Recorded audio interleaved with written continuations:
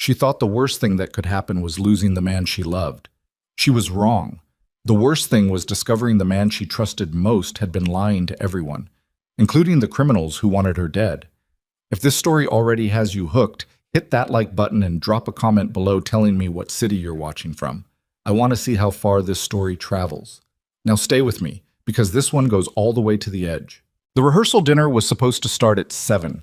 By 6:45, Rowan Mercer was already on her third glass of water because she didn't trust herself with wine, and the seating arrangement was already wrong, and her mother kept touching her hair and calling it unruly, the way she had since Rowan was 9 years old, and still didn't understand that the word meant her mother just didn't know how to say she loved something she couldn't control. The private room at Callahan's Steakhouse smelled like candle wax and gardenias, white tablecloths, silver cutlery. Everything Adrian had insisted on, because Adrian insisted on everything that looked expensive and implied permanence. Rowan had let him have the flowers and the venue because she'd been too exhausted from the Halverson investigation to fight about centerpieces, and because some quiet, tired part of her had decided that letting him win the small battles meant she didn't have to examine too closely what she was actually giving up. 42 people in the room, family from both sides, colleagues, a few friends who'd driven in from New York and D.C., Rowan's editor, Carl Hutchins, who looked perpetually uncomfortable in any room where the food cost more than $20 a plate. And Vivian, her identical twin, standing near the bar in a green dress the color of still water, laughing at something Adrian's college roommate said. Vivian, who had Rowan's same dark hair and same jaw and same eyes, but somehow wore all of it differently, softer, warmer, less like armor. Vivian, who had flown in from wherever she'd been for the past 8 months, vague about it the way she'd been vague about everything since she left Chicago, saying she was between contracts and doing consulting work and changing the subject whenever Rowan pushed. Rowan had been glad to see her. That was the part that would wreck her later. She had been genuinely glad. Adrian called for attention at 7:12. He tapped his glass. He stood at the head of the table with the easy, practiced authority of a man accustomed to being listened to, and Rowan set down her water glass and looked at him, really looked at him, the way she hadn't in months, and noticed for the first time that he was pale. "I need to say something," Adrian said, "before we go any further tonight." Rowan's mother reached across the table and squeezed Rowan's hand. An excited squeeze. She assumed toast. Adrian's eyes didn't find Rowan's. They found Vivian's. The room figured it out approximately 3 seconds before Rowan did, because Rowan's brain was still running the calculation that this was a rehearsal dinner and people gave toasts at rehearsal dinners, and there was no reason in the world for the particular weight in Adrian Cross's voice at this moment. Her brain refused the conclusion before her eyes delivered the evidence. Vivian had gone still, not surprised, not confused, just still. "I've made a mistake," Adrian said. "I've been making it for a long time, and I'm not willing to let it go further than tonight." He exhaled. His jaw was tight. He looked like a man who had rehearsed this somewhere else, in private, and was now discovering that the real version was harder than the practice. "I'm in love with Vivian. I know. I've been in love with her for longer than I want to admit. And I can't marry Rowan knowing that." The silence in the room was absolute. 42 people held their breath simultaneously. Rowan sat very still. She was aware of her own heartbeat in a clinical, detached way, the way she got during interviews when someone said something so devastating she needed a few seconds to file it before she could respond. Her mother's hand went rigid on top of hers. Carl Hutchins stared at the table. Someone's wine glass made a small noise as it was set down too carefully. "Vivian is the woman I should have chosen," Adrian continued, and his voice cracked on the last word, which Rowan's brain catalogued as the most grotesque thing she'd ever heard. "I'm sorry, I know this isn't the way to do this, but I didn't know how else to do it." "No," Rowan said. One word, flat. Not a question, not a plea, just the sound of a door closing. She stood up. She was aware of the chair scraping back, of her hands finding the edge of the table, of the specific texture of the tablecloth against her fingertips. She looked at Adrian for a long moment. Then she looked at Vivian, who finally met her eyes. And what Rowan saw there was not triumph or guilt, but something else entirely. Something that looked almost like anguish, a specific kind of pain that didn't match the situation, but Rowan's mind was not in a state to parse nuance. "Okay," Rowan said. She picked up her phone from the table. She picked up her coat from the back of her chair. She walked out of the private dining room, through the main floor of the restaurant where a Saturday night crowd turned to watch the woman in the dark dress walking too fast with her face doing something complicated, and out into the November air on Michigan Avenue where the wind off the lake hit her like a wall and she just kept walking. She didn't cry. She'd process that later. Right now she walked, and the city moved around her the way it always did. Indifferent, continuous, the way cities are. And her phone started buzzing, and she turned it face down in her coat pocket and kept moving. She ended up at the waterfront. Not a decision, just the city's geometry. Chicago kept pulling people toward the lake the way all flat cities with massive water to one side pull people toward the edge when they need somewhere to stop. She stood on the Riverwalk for a while. The wind was brutal. The water was black and restless. Across the harbor, she could see the loading lights of the commercial terminal. Hargrove Maritime, the name lit in cold white on a massive warehouse structure that had been on her peripheral vision for 6 months. She had a file on Hargrove Maritime. She had a file on everything. The Halverson investigation had led her there, Sata. Senator Halverson, whose defense contracts traced back to a network of import-export companies that moved money in patterns that made no sense if you were moving only what the manifest said they were moving.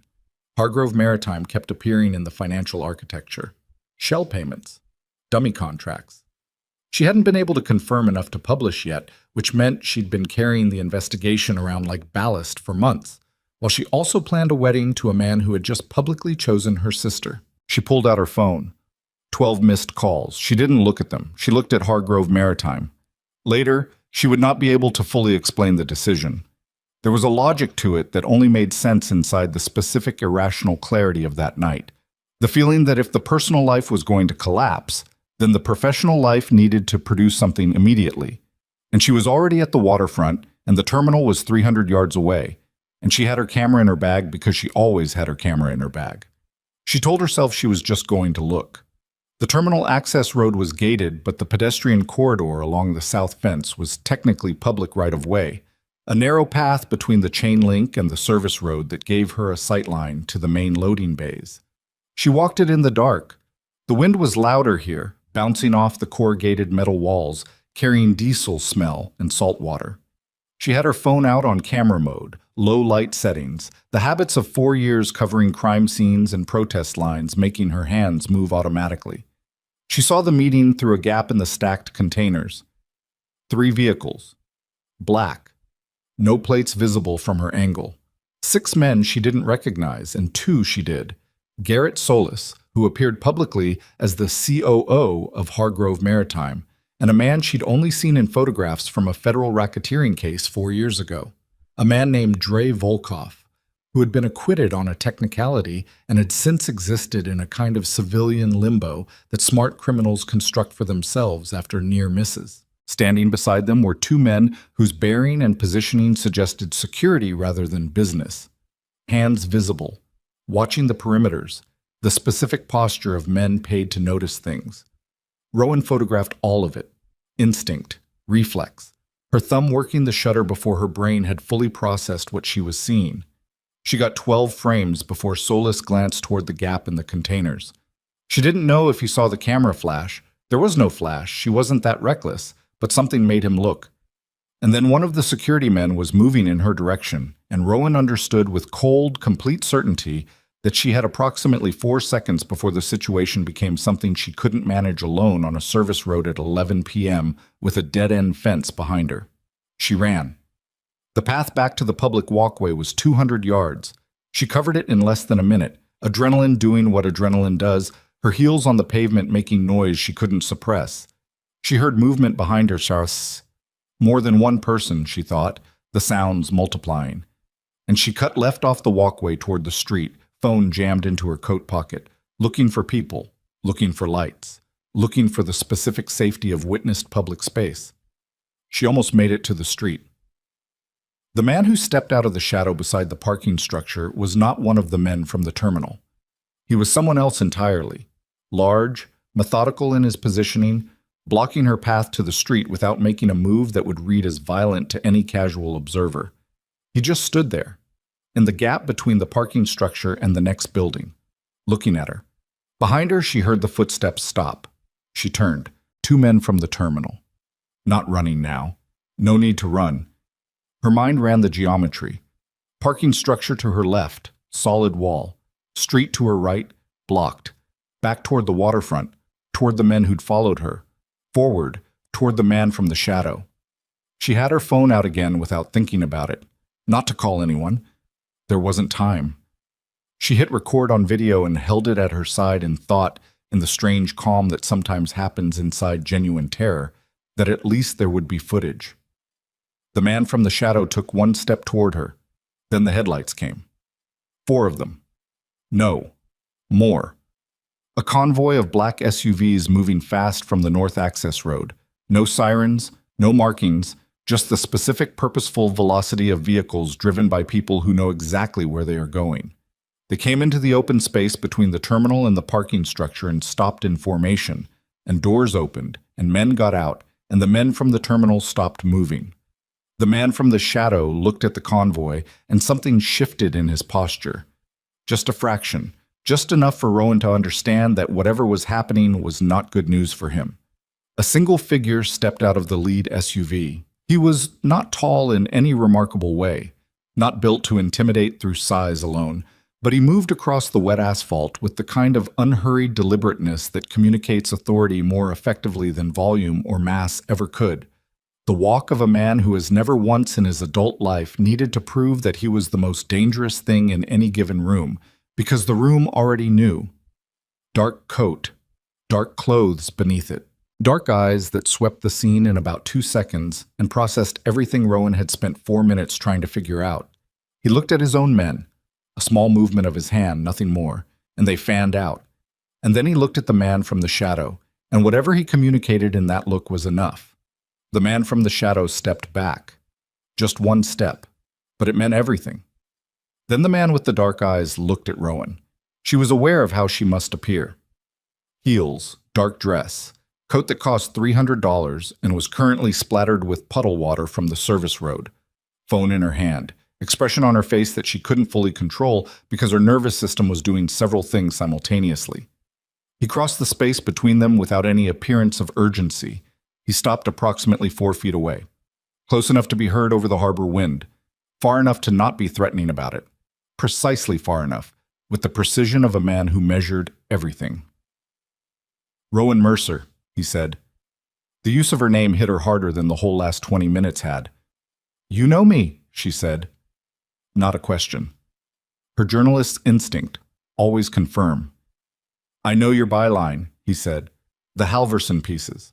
The Armitage Industries collapse." He looked at her phone, still recording at her side. "I'd stop that. I'd like to keep it." Something crossed his face. Not irritation, not amusement either.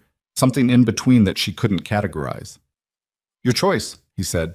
Then, "There's a car.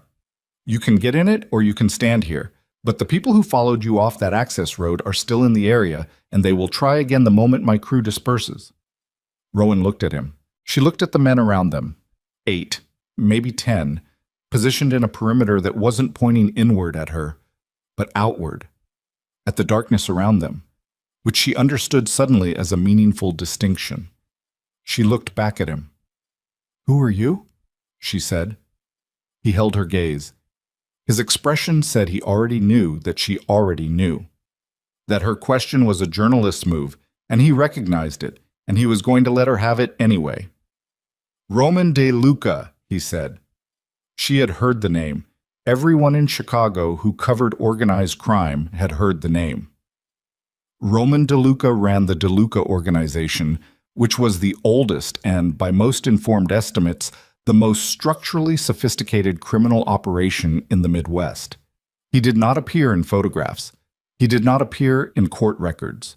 He was functionally a fact that everyone accepted the existence of without being able to prove. She was standing 4 feet from him on a wet service road with harbor water on her shoes.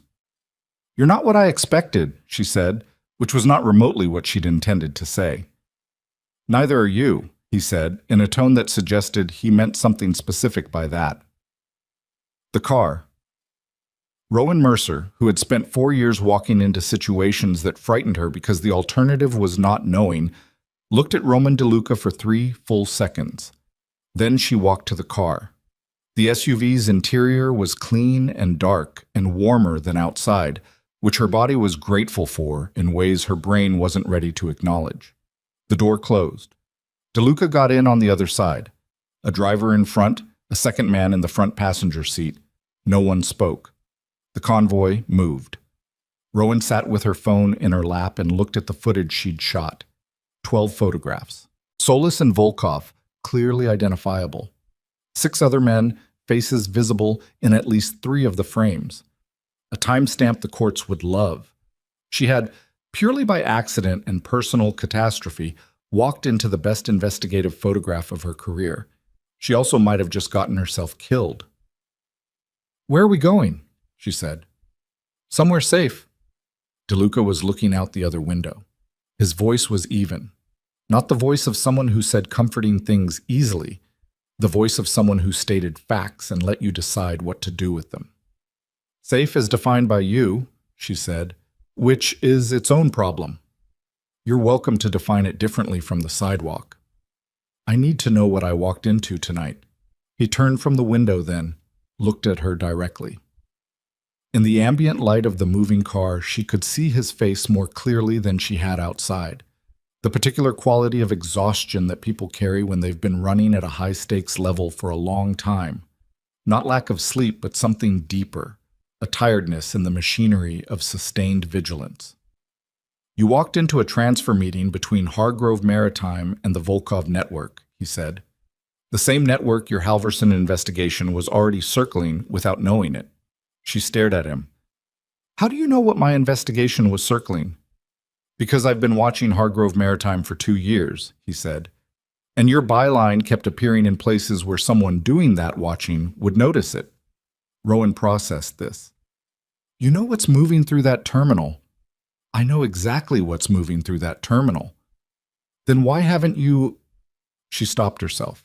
Because the next word was going to be reported, and she was sitting in a vehicle owned by a man who did not report things, who operated in a world where reporting was not the tool. He watched her catch herself. "Why haven't I what?" "Nothing," she said. "You were going to ask why I haven't done something about it," he said. "The answer is complicated. Everything about tonight is complicated." He was quiet for a moment. Something shifted in the way he was sitting, a fractional adjustment, like a man deciding something. "The people in those photographs," he said, "are going to know by morning that someone caught them. They don't know who yet. They'll spend the next 12 hours finding out. When they do, they will move to eliminate the problem." "The problem being me." "The problem being you," he confirmed. "The photographs on your phone are the evidence in a case that's been building for a long time. If they get destroyed along with the person carrying them—" He left the rest of it in the air between them. Rowan looked at her phone, at the 12 frames that had 40 minutes ago been the best thing to happen to her professionally in months, at the faces on the screen that now represented a specific and immediate threat to her continuing to exist. "I need to send these somewhere," she said. "Not yet." "That's not your decision." "No," he agreed, "it's not. But the moment those images transmit, you lose the only piece of leverage keeping the people in them cautious about moving on you immediately. Right now they want to know what you have and where it is. The second they know it's out of your hands, the calculation changes." She hated that he was right. She sat with it anyway, looking at the photographs, weighing his logic against every instinct she had that said, "Trust no one in this car." "My estate is 20 minutes north," DeLuca said. "My people will sweep for surveillance, document what you have, and figure out in the next few hours who gave the order to follow you.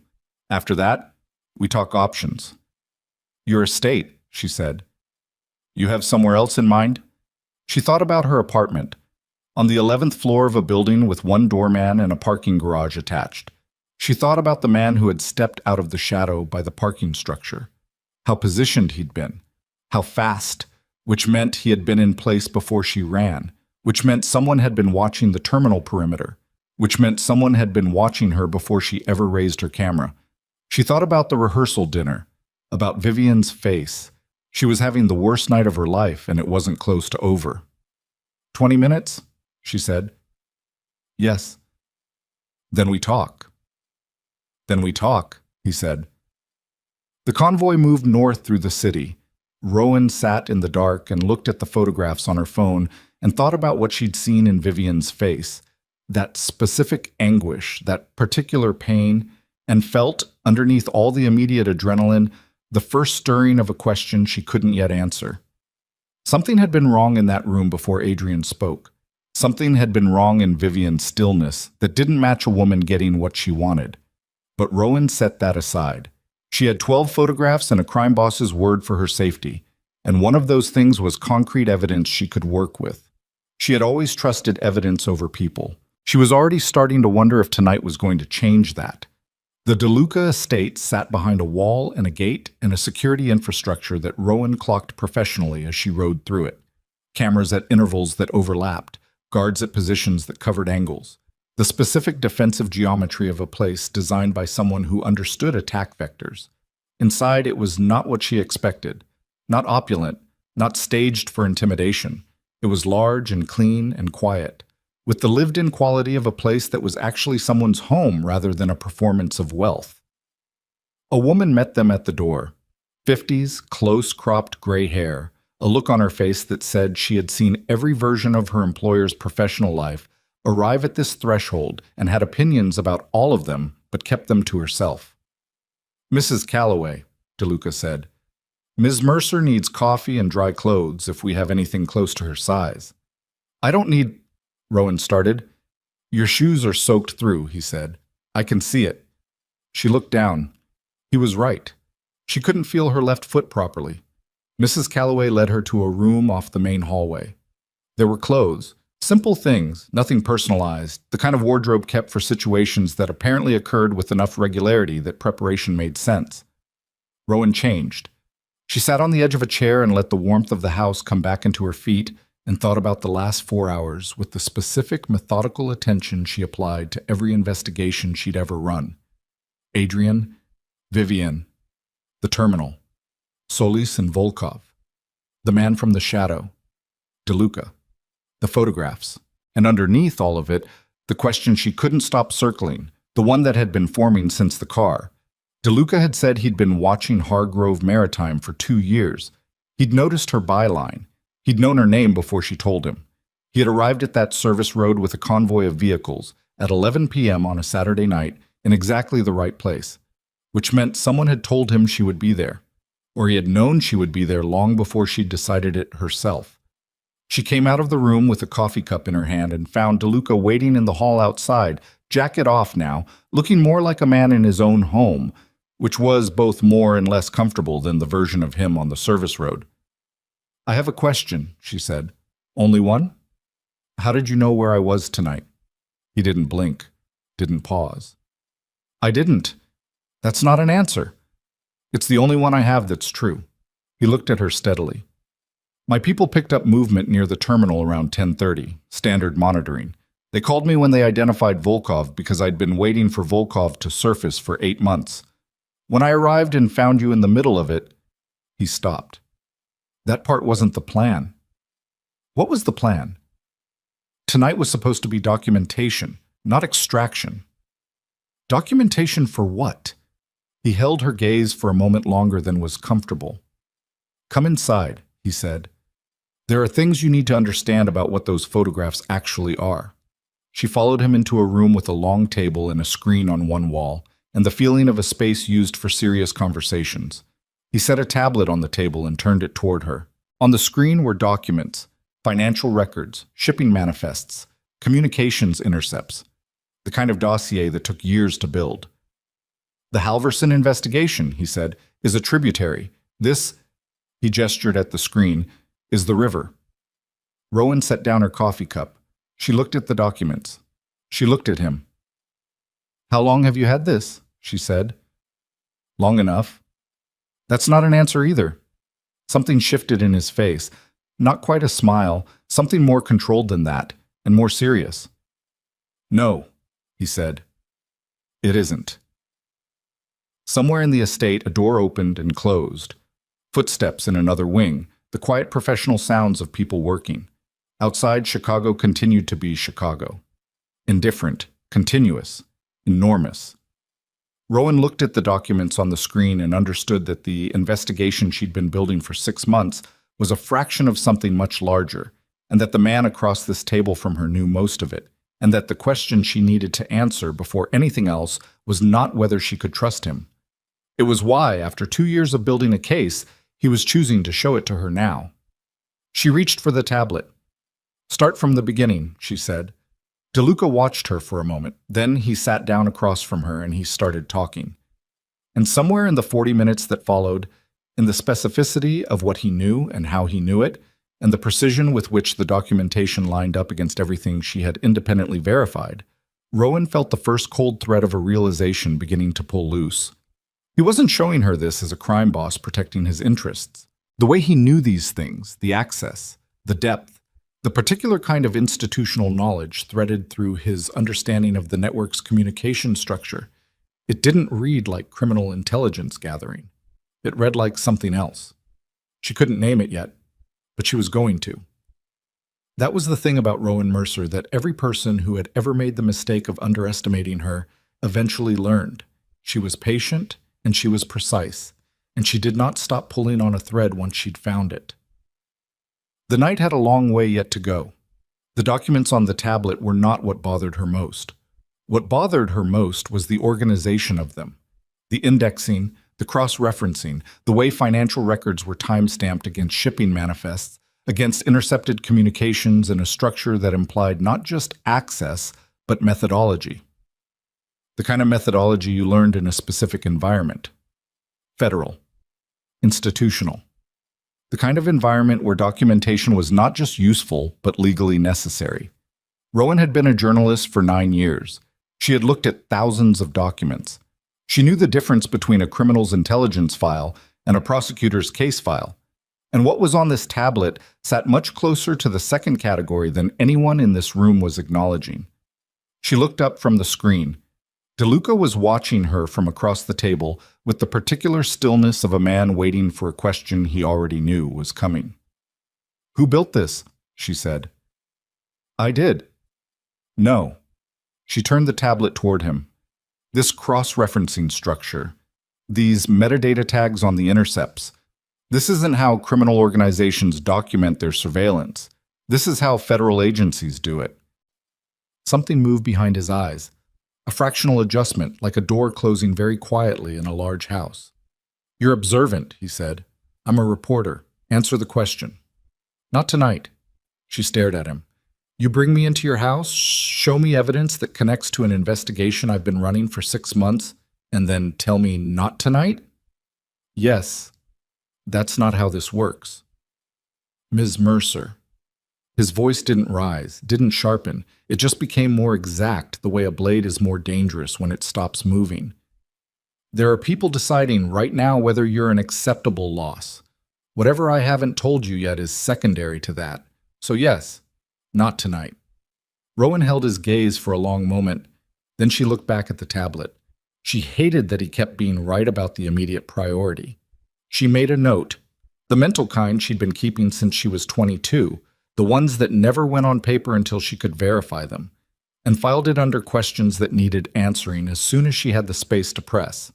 A man came in, late 30s, close haircut, the kind that suggested military background or someone who'd spent time around people with military backgrounds. He set a folder on the table without being asked and stepped back. "Terrence Okafor," DeLuca said. "He runs my security operations." Okafor looked at Rowan the way she imagined he looked at everything. Calmly, completely, without obvious judgment. "Ms. Mercer, the men who followed you off the access road are Volkovs. We've identified 2 of them from prior surveillance.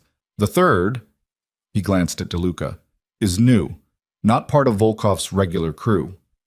"Meaning someone hired supplemental," DeLuca said.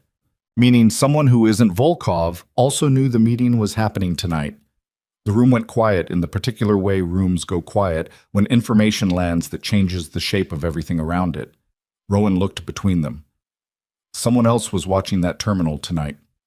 Someone else knew Volkov would be there, Okafor said.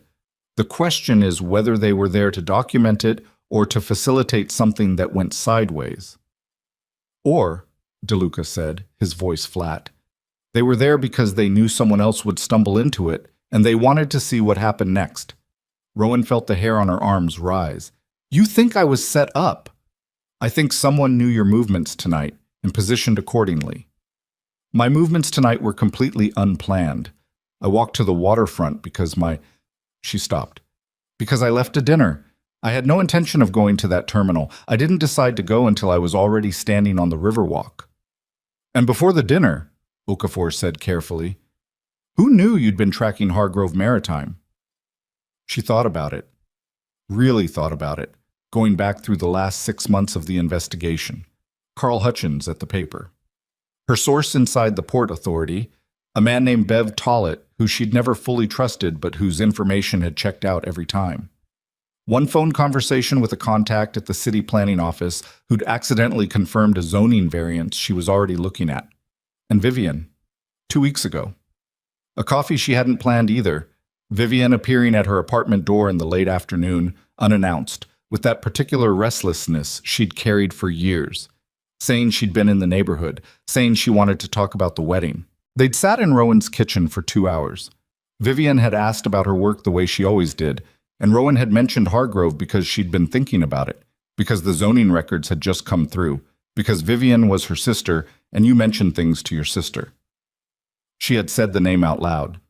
To Vivian, 14 days ago. 12 days before Vivian stood in a green dress at a rehearsal dinner and didn't look surprised.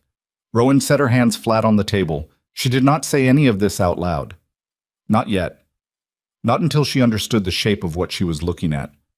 I need to sleep, she said. DeLuca looked at her. He knew she was holding something back. She could see him knowing it, but he didn't push it. Mrs. Calloway will show you a room, he said. Tomorrow morning, we talk about the next steps. We talk about your proposal, she said. Whatever you actually brought me here for. Tomorrow, he said. Tonight, she said. Short version. He was quiet for 3 seconds. Then, I need the people in those photographs to believe you're not a target worth pursuing.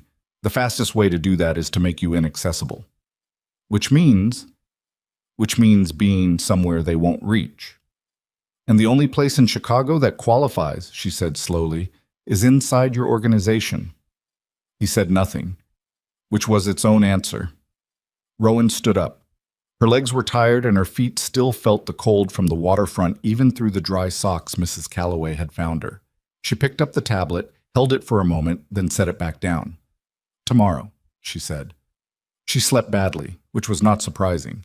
The room they gave her was on the 2nd floor, clean and spare, with a window that looked out over a courtyard and a garden that in November was mostly structure without softness, bare-branched, geometric, waiting. She lay in the dark and ran the night backward like footage she was fact-checking. Adrian's voice cracking. Vivian's face. The specific anguish in Vivian's eyes that didn't match a woman getting what she wanted. What did it look like when a person was performing emotion they didn't feel? She'd interviewed enough liars to know the answer. It looked exactly like what Vivian had been doing. Not the guilt of betrayal, the strain of maintaining a face over something more complicated than guilt. She pulled out her phone at 2 a.m. and opened the photos again. Studied them. Solis and Volkov clear as a confession. The other men. The geometry of the meeting, who stood where, who deferred to whom, which direction people's bodies angled when they weren't paying attention to their bodies. Then she opened her contacts and stared at Vivian's name for a long time. She did not call.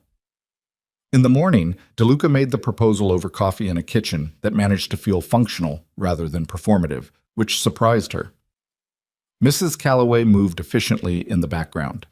Okafor stood near the doorway.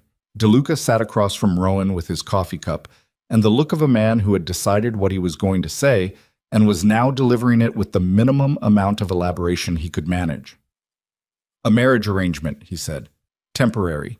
Legal on paper. The syndicate families who want you eliminated operate on a specific code regarding protected individuals. A DeLuca wife is unreachable. Tactically. Well, Rowan looked at him over the rim of her cup. You want to marry me. I want to make you structurally untouchable, he said. Marriage is the mechanism.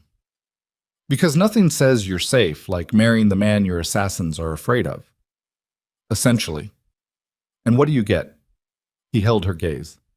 Access to your photographs and your cooperation with something I've been building for 2 years that needs a credible outside witness when it concludes. A journalist, she said. You need a journalist. I need someone who can take what I have and translate it into something the public understands. Someone credible. Someone the story can't be buried around. She set down her cup. You've been building a case. Yes. Against who? Against everyone in those photographs and the 40-some people above them. And Hargrove Maritime is the last piece. He didn't answer. She read that as confirmation. I'm not marrying you, she said. Think about it. I don't need to think about it. I'm a journalist. I'm not an operative. I don't conduct investigations by becoming embedded in criminal organizations. You're already embedded, he said. You walked into that terminal last night. You have photographs of 2 people who would each independently order your death without losing sleep over it. The embedding happened. The question now is whether you manage it with protection or without it. She stared at him. That is possibly the most cold-blooded argument for marriage I've ever heard. I'm not arguing for marriage. I'm arguing for your survival. Same sentence. He looked at her then. Really looked at her.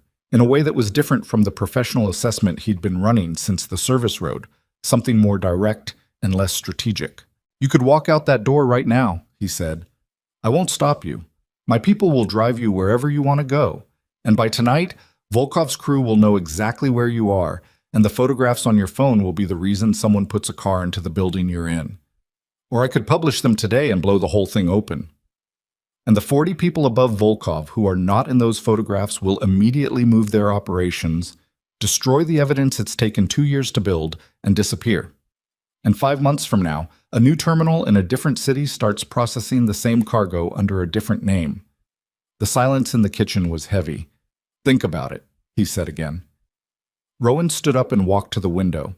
The courtyard below looked different in daylight. Not warmer exactly, but more honest. She could see the security camera housings in the corners, the guards moving at a professional distance, the gate at the far end that was both protection and enclosure. I want access to everything, she said, without turning around. Every document, every piece of intelligence you've built. Not at the end, now, while we're in it. Behind her, she heard him set down his cup. That's a significant ask. It's the only ask. She turned. You need a credible journalist. A credible journalist doesn't publish what she's been handed. She verifies. She follows the threads herself. You want me inside this? I need to see everything, and I need to be able to move independently when I need to. Within limits. Reasonable ones. He looked at her for a long moment. You'd be in genuine danger, not theoretical. I was in genuine danger last night and I managed. You were fortunate last night. I was fast and I was paying attention, which is what I do. She held his gaze. The answer is yes. To the arrangement, on my terms. Something shifted in the room. It wasn't agreement exactly. More like the moment a negotiation becomes a different kind of conversation. Okafor, by the door, adjusted his posture by a fraction. Mrs. Calloway, at the counter, became very focused on the thing she was doing. DeLuca said, Your terms. Full access.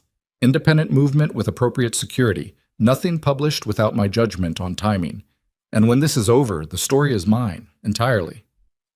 When this is over, he said, the story should be yours. I have no use for it. We agree on the terms or we don't do this. He was quiet for 10 seconds. She counted them. We agree, he said. She nodded once, turned back to the window. Outside, Chicago was gray and cold and continuous, the way it always was in November. Somewhere in it, Garrett Solis was probably already on a phone. Dre Volkov was probably already running a name search. The unknown third man from the previous night was probably already reporting to whoever had sent him.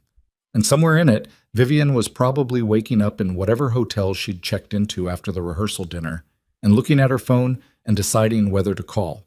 Rowan's phone vibrated. She looked at it. Vivian. She stared at the name on the screen for 4 seconds, aware of DeLuca behind her, aware that picking up or not picking up both told him something. She picked up. Rowan. Vivian's voice was tight, controlled, not the voice of a woman in the warm aftermath of getting the man she claimed to want. Where are you? Safe, Rowan said. A pause. That's not an answer. It's the only one I have right now. Another pause, longer. Then quietly, I need to see you. After last night, I'm not sure that's a great idea. Rowan. Something changed in Vivian's voice. Dropped. Got more precise, more stripped of anything performative. I need you to listen to me very carefully. Whatever you think happened at that dinner, you're wrong.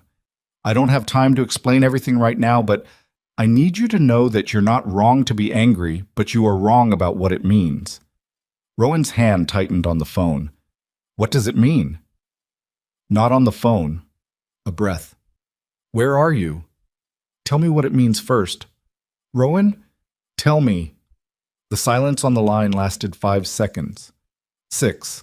Long enough that Rowan started wondering if the call had dropped. Then Vivian said very quietly, I've been working for the last 3 years on something that you are now apparently standing in the middle of. And Adrian, the dinner, everything you saw, none of it was real. Rowan stood very still. None of it, Vivian said again. I need you to understand that, before anything else. Please. DeLuca, behind her, had gone completely quiet. Rowan didn't turn around. She stood at the window looking at the courtyard, at the November sky above the gate, and she let everything she'd filed the night before, all the questions, all the details that hadn't added up, rearrange themselves into a new shape. How long? Rowan said. 3 years. The consulting work? Yes. And Adrian? Vivian didn't answer that directly, which was also an answer. Where are you? Rowan said. Right now. The Kessler Hotel, room 412. I'll call you back, Rowan said. She hung up. She turned around. DeLuca was watching her with an expression she hadn't seen on him yet. Not the strategic blankness, not the controlled assessment. Something more alert than that. Something that looked almost like recognition. Who was that? He said. My sister.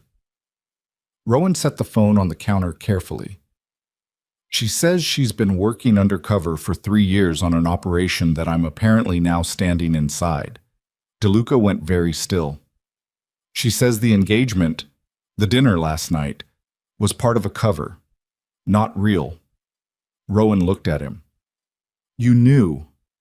It wasn't a question. She watched him decide whether to deny it. He didn't. Not the specifics, he said. I knew there was a federal asset inside the network with a civilian cover. I didn't know who. But you suspected.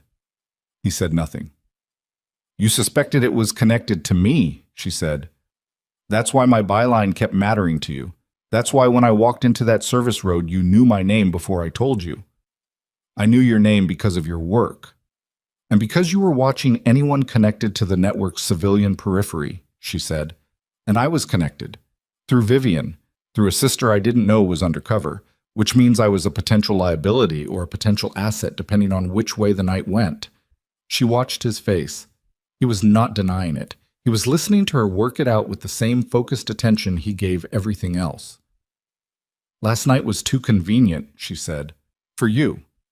Me walking into that terminal, you arriving at exactly the right moment. I arrived because of Volkov, he said. And if I hadn't been there? He looked at her steadily. We'd be having a different conversation. But I was there. Yes? And you saw an opportunity. I saw a problem, he said, that had a solution that served both of us. That's not manipulation. That's efficiency. The line between those things, she said, is whether you were honest about it and you weren't. I told you what you needed to know to make a real decision. You told me what moved me toward the decision you already wanted. She shook her head. Not angry, not yet, or not in the way that required expression. The cold, functional anger of someone filing information for use later. My sister is 3 blocks away in a hotel room. I'm going to see her. Not alone. Yes, alone. Roman. She picked up her phone and looked at him. You want a journalist who operates independently. This is what that looks like. I'm going to see my sister alone, and I'll have my phone, and your people can watch the exterior of the building if it makes Okafor feel better. But I'm going in alone. He looked at her for a long moment. Then he turned to Okafor. Some signal she didn't catch. Okafor said, We'll run perimeter. Rowan was already moving toward the door. The Kessler Hotel was a mid-range business hotel in River North, the kind of place chosen for invisibility rather than comfort. Room 412 had a view of the service alley and a connecting door to 410 that Rowan noticed had a different quality of soundproofing than the exterior walls. Newer installation, she thought, the specific attention to acoustics of a room used for sensitive conversations. Vivian opened the door before she knocked. Her sister looked like her. Of course she did. They'd spent their whole lives navigating what it meant to wear the same face differently. But this version of Vivian was stripped of the green dress, stripped of the warm performative softness, wearing dark civilian clothes and the particular expressionlessness of someone who has spent years in a role and is exhausted by the sustained effort of it. They looked at each other for a long moment. Come in, Vivian said. The room had a laptop open on the desk, a phone charging, a blazer hanging over the chair that was too structured for casual wear. A federal-issue laptop, Rowan thought. She knew what those looked like. She'd seen enough of them in background shots during press briefings and congressional hearing rooms. You're FBI, Rowan said. Yes. 3 years. Almost 4 now. Vivian sat on the edge of the bed. She looked tired. Not the tired of a bad night, but the tired of a long mission running out of its own infrastructure. The look of someone whose cover story is starting to collapse under the weight of its own maintenance. I was recruited after I left the marketing firm. You know I was unhappy there. What I told you was that I was doing consulting work. What I was actually doing was being trained and then deployed. Into what specifically? A network you apparently photographed part of last night. Vivian looked at her directly. The Halverson Network. Except Halverson is 3 layers below the people actually running it. Your Hargrove Maritime lead, Garrett Solis, he reports to a man named Whitmore Crane, who most people think is a legitimate hedge fund manager and who is actually the primary financial architect of the entire operation. Crane, Rowan said. I've seen that name. Tangentially, in connection with 2 of the companies in the shipping manifest. It'll look tangential from the outside. He spent 20 years building Tangential. Vivian paused. The operation involves weapons, Rowan. Not small quantities, long-range guided systems. The kind of hardware that, if it moves across the right borders, creates problems that look like organic conflict but are manufactured. Who's the buyer? Multiple. Rotating. That's part of what makes it difficult to shut down. Each transfer has a different end recipient, which means you can't build a single interdiction case. You need the financial hub, Crane. And the FBI has been building toward Crane. My handler and 2 other agents and a federal prosecutor who has been working this case since before I was recruited. Yes. Vivian met her eyes. I was placed inside Crane's social circle. Adrian Cross works for Crane's legal firm. Getting close to Adrian was the access point. The room was quiet. The engagement, Rowan said. Vivian's face did something it hadn't done yet in this conversation. Cracked, briefly, at the edges.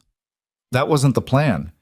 The plan was a relationship serious enough to maintain access, not... She stopped. Adrian developed real feelings, and the handlers decided that an engagement provided longer-term cover stability and made me harder to burn if someone in Crane's circle ran a background check on my relationships. They used my name, Rowan said. My relationship with Adrian was the credibility anchor. People knew he'd been with me. The engagement made sense because of me. Yes. And no one told me. I couldn't tell you. Operational protocol. Don't. Rowan's voice was flat. Don't tell me about operational protocol right now. You let me sit in that restaurant and watch my fiancé choose my sister in front of 40 people, and the reason was a federal operation I wasn't told about. Yes, Vivian said. And I'm sorry. I know that doesn't... It doesn't.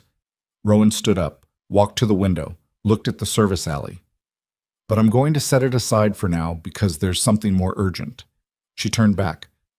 I'm inside DeLuca's organization, she said, voluntarily, as of this morning. Vivian went still. A protection arrangement, temporary marriage on paper. He needs the case to hold together until he can bring it to a conclusion, and I need access to what he has. Rowan watched her sister's face. You already knew about DeLuca. He's... Vivian chose the next word carefully. He's adjacent to our investigation. We know he's been working Hargrove Maritime independently. Do you know why? We have a theory. What's the theory? Vivian looked at her for a long moment. Something was moving behind her eyes. The specific conflict of a person deciding how much of a classified assessment to share with a civilian. Our theory, Vivian said slowly, is that DeLuca is not operating as a criminal building a competing case against his rivals. Our theory is that DeLuca has been a cooperative asset for a significant amount of time, feeding intelligence to a select group of federal contacts while maintaining his cover within the organization. She paused. The theory is that Roman DeLuca has been working both sides for years, and that the endgame he's building toward is the complete dissolution of his own empire in exchange for something we haven't been able to identify yet. Rowan stared at her sister. That's not a theory, she said. That's almost exactly what he's doing. You know, I think I know more than I'm supposed to. Rowan picked up her coat. I need to get back. But first I need you to do something. What? The third man from last night. The one who wasn't Volkov's regular crew. My people... She caught herself on the word. DeLuca's security identified him as an anomaly. Someone hired externally who knew the meeting was happening and positioned himself to intercept whoever came out of it. Someone who knew the meeting was happening, Vivian said carefully, from inside the network. Or from inside your investigation, Rowan said. The silence that followed was a different quality than all the silences before it. Vivian's face went very flat, the kind of flat that meant she was controlling a significant reaction. You think there's a leak, she said. I think someone tipped that terminal last night, Rowan said. And the people who knew about it are your crew or DeLuca's crew or mine, and I didn't know about it until I was already standing there, and DeLuca's people went there for a different reason, which leaves... Don't say it in this room, Vivian said quietly. Then think about it outside this room, Rowan said, and be careful. She moved toward the door. Rowan, she stopped. The arrangement with DeLuca, Vivian said. Be careful with that too. I know what he is. You know what he presents as, Vivian said. Be careful with the difference. Rowan looked at her sister. The same face, the same dark eyes, the same jaw that their mother called stubborn in both of them, and felt beneath everything else the first tentative movement of something that was not forgiveness but was the ground forgiveness eventually grows from. I'll call you, she said. She took the stairs down instead of the elevator, out through the hotel's side exit, into the gray November cold where Okafor's man was parked exactly where she'd expected him to be. She got in without saying anything and looked out the window as the car moved south. Vivian's words sat in her chest like something swallowed wrong. Be careful with the difference. What Roman DeLuca presented as was a crime boss managing a threat. What the documentation in his possession suggested was something far more structured, far more sustained, and far more dangerous if it came apart. Because a man who had been working both sides of a criminal organization for years had enemies on both sides. And if his cover broke before the endgame was ready, the violence wouldn't be surgical. It would be total. Her phone buzzed. An unknown number. She stared at it. Then a text from the same number. Ms. Mercer, you don't know me. My name is not something I'll put in writing. But I know what you photographed last night, and I know who you're currently protected by, and I need you to understand that neither of those things will keep you safe if the person feeding information to Volkov's organization is who I think it... The text ended there, cut off mid-sentence. She stared at the screen. Called back immediately. 3 rings. 4, 5. Voicemail. A generic automated response. No name. Nothing. She looked at the message again. Read it twice. The person feeding information to Volkov's organization. Not the person feeding information to Volkov. To Volkov's organization. The phrasing of someone who knew the structure, who understood that Volkov was not the top. The car pulled through DeLuca's gate. Rowan looked at the message one more time, then at the gate closing behind her, then at the estate where a man was waiting who had been managing secrets for years, and who she had just agreed to marry on paper, and who she was increasingly certain was not even close to being everything he'd let her see. She got out of the car. She walked inside. She did not tell DeLuca about the text. Not yet. Because the message had been cut off mid-sentence by someone who either lost their nerve or lost their phone or lost something else entirely, and until she knew which, she was not handing that information to anyone. Not DeLuca, not Vivian, not the federal apparatus her sister was embedded in. She was keeping it. The way you keep a thread you've just found in the dark, not because you know where it leads, but because you're certain that wherever it leads, you need to be the one holding it when you get there. The text sat on her phone like a lit fuse. Rowan spent the first hour back inside the estate doing what she always did when she was processing something she couldn't yet act on. She worked.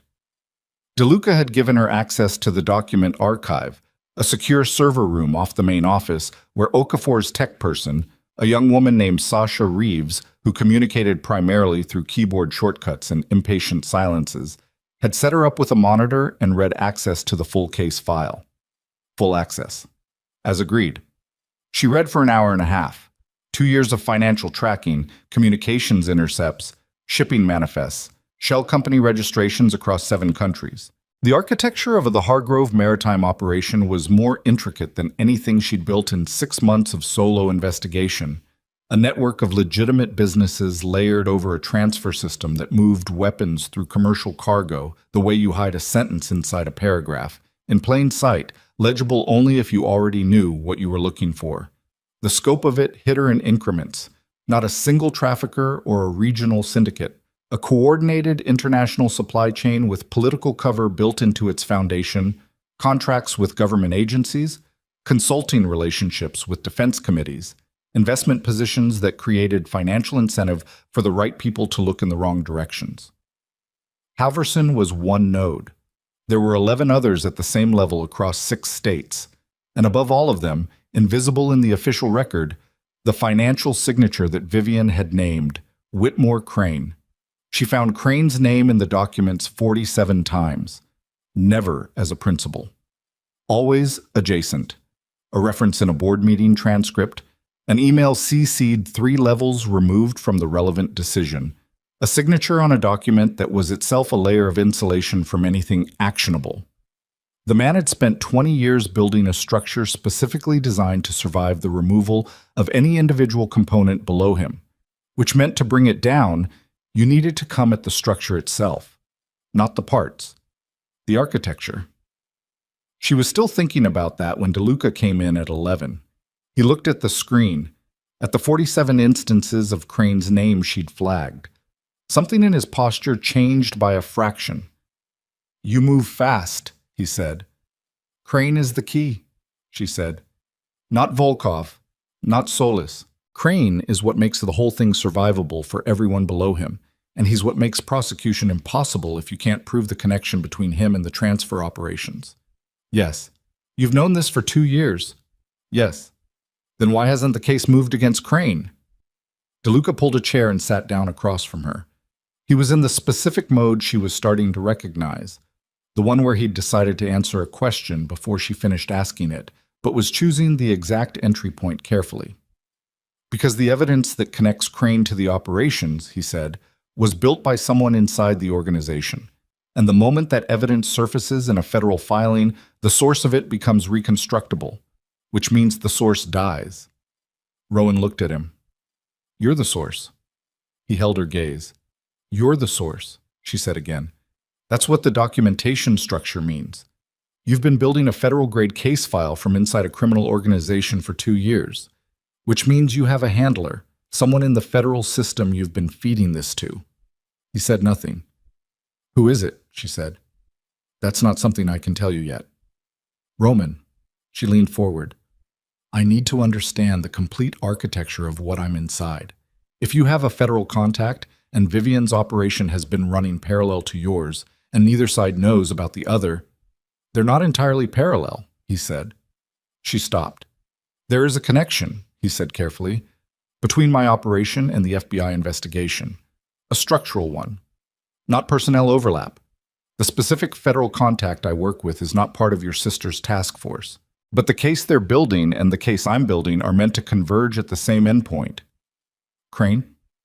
Crane's financial network and the physical evidence from the Hargrove terminal.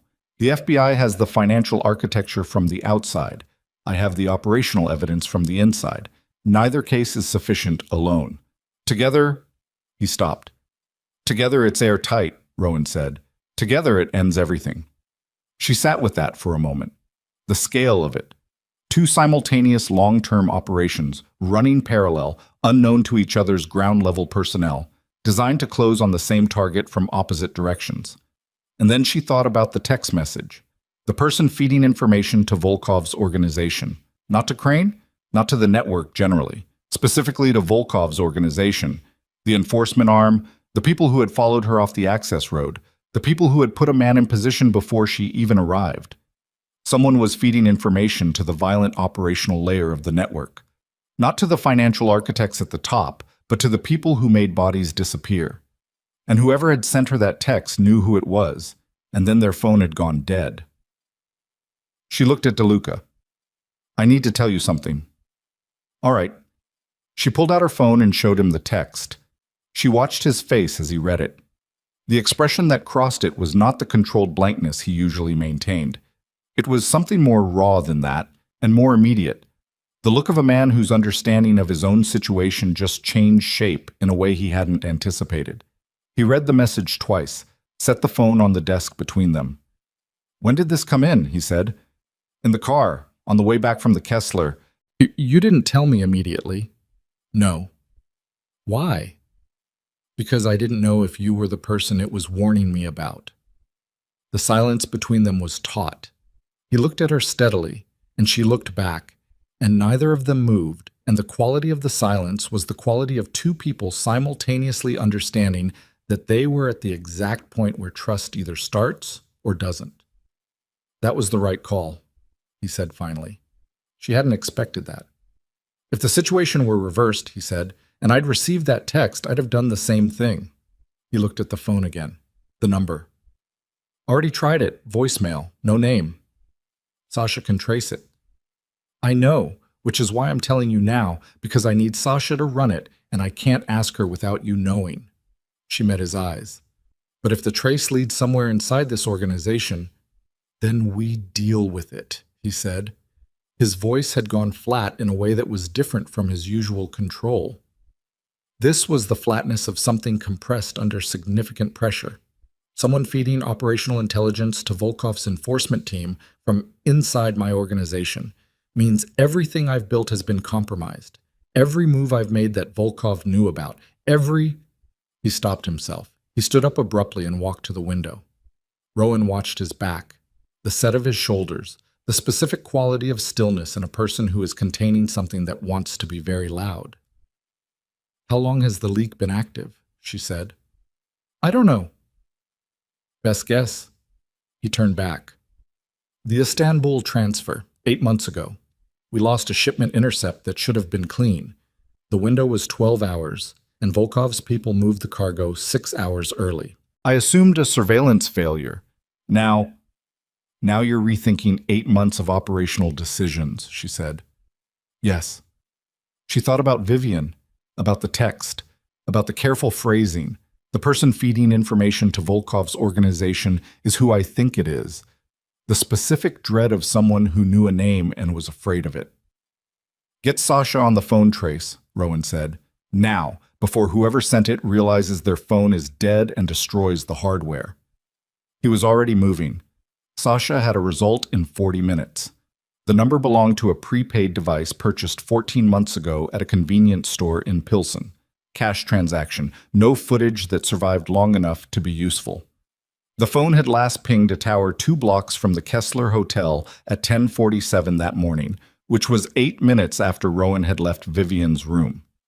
Someone had been watching the Kessler. Someone who knew Rowan was there and knew why, and had waited until she was clear of the building to send the message, which meant they were protecting her, or protecting the content of the message from whatever was inside the hotel, or both. They were watching Vivian, Rowan said. Okafor nodded slowly. If they're tracking the FBI's undercover asset, then they know what Vivian knows, Rowan said. And if they know there's a leak feeding Volkov, then Vivian is not safe in that hotel room, DeLuca said. Rowan had her phone out before he finished the sentence. Called Vivian. 4 rings. 5. She picked up on the 6th. Change your location, Rowan said immediately. Right now, don't ask me why, just move. A pause. Then, quietly, I can't. I have a debrief scheduled in 20 minutes. My handler is coming here. Who is your handler? Rowan. Who is your handler? The pause was 3 seconds longer than it should have been. His name is Mercer Lane. He's been running our task force for Lane, DeLuca said. Rowan turned. DeLuca's face had done something she hadn't seen it do before. Gone not blank, but the opposite of blank. Too many things happening simultaneously. The expression of a man who has just found the piece that explains everything and found it in the worst possible location. Roman, her voice was careful. You know that name. He looked at her. The look lasted 2 seconds, and in those 2 seconds she saw the complete architecture of a realization collapse through his face. Mercer Lane, he said, is not FBI. She stopped breathing. He was, DeLuca said, 12 years ago. He left under a conduct investigation that was buried. I know it was buried because I know who buried it, and I know why. And I have the documentation because it came across my desk 3 years ago when I was building the initial financial profile of Crane's network. He paused. Lane left federal service and went private. He's been working for Whitmore Crane as an intelligence contractor for 11 years. The room went completely silent. Rowan put the phone back to her ear. Vivian, listen to me very carefully. The man coming to your hotel room is not your handler. He is working for the network. Get out of that room right now. Silence on the line. Vivian, I can't. Vivian's voice had changed. He's already here. He's in the... A sound, movement. Then, Rowan. The line went dead. What happened in the next 4 minutes moved at a speed that Rowan's nervous system would spend days afterward trying to process into a coherent sequence. DeLuca was already issuing orders. Okafor was on his earpiece, coordinates moving, the specific rapid efficiency of an organization built to respond to emergencies. Rowan was on her feet moving toward the door before she'd consciously decided to move. You're not going, DeLuca said. She's my sister. And you going in blind helps her how? I'm not going blind, I'm going with you. Rowan! He crossed the space between them and put both hands on her shoulders and looked at her directly. Not rough. Not gentle either. The grip of someone making contact with a person who is about to do something that will get them killed. I have 8 people moving on that hotel right now. They'll be there in 3 minutes. You going in the front door on foot is not help. It is a second problem. She stared at him. Every cell in her body was moving in one direction, and he was the only thing in the way. And she was close enough to see the specific color of his eyes and what was in them. And what was in them was not cold strategy, but something more human than that. Not fear exactly, but the thing adjacent to fear that people feel when something they're responsible for is about to break. 3 minutes, she said. 3 minutes. If your people aren't in that room in 3 minutes, they will be. She held his gaze. He held hers, and then she stepped back from his hands and stood in the middle of the room and waited, and the waiting was the hardest thing she had done in recent memory. 2 minutes and 40 seconds later, Okafor said into his earpiece, "We're in." Then, 10 seconds after that, "Room is clear. No contact. Subject is gone. Handler?" A pause. "Handler is down." Rowan closed her eyes. "Vivian?" DeLuca said. "No sign," Okafor said. The room's been worked. Someone cleared it fast. There's another pause. There's a phone on the floor, smashed, and a federal ID that's been cut in half. Whose ID? Rowan said. Her voice came out steady, which she found distantly surprising. Lane's, Okafor said. His body is in the bathroom.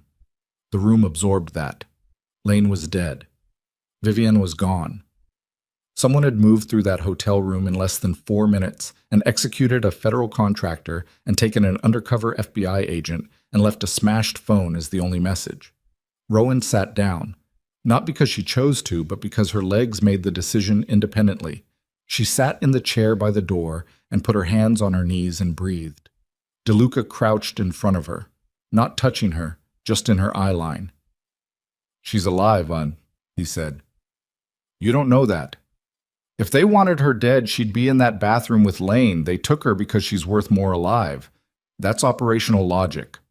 Don't give me operational logic right now." "I know." He was quiet for a moment.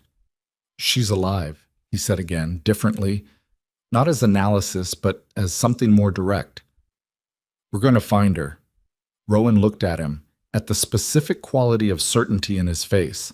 Not the certainty of a man making a promise he wasn't sure he could keep, but the certainty of a man who had decided something and was now fully committed to it. Lane was her handler, Rowan said, which means he knew the complete structure of her operation. Everything she'd reported, every piece of the FBI's case against Crane's network. If Lane was Crane's man, then Crane has known exactly what the FBI's investigation looked like from the inside, DeLuca said. For however long Lane has been running Vivian.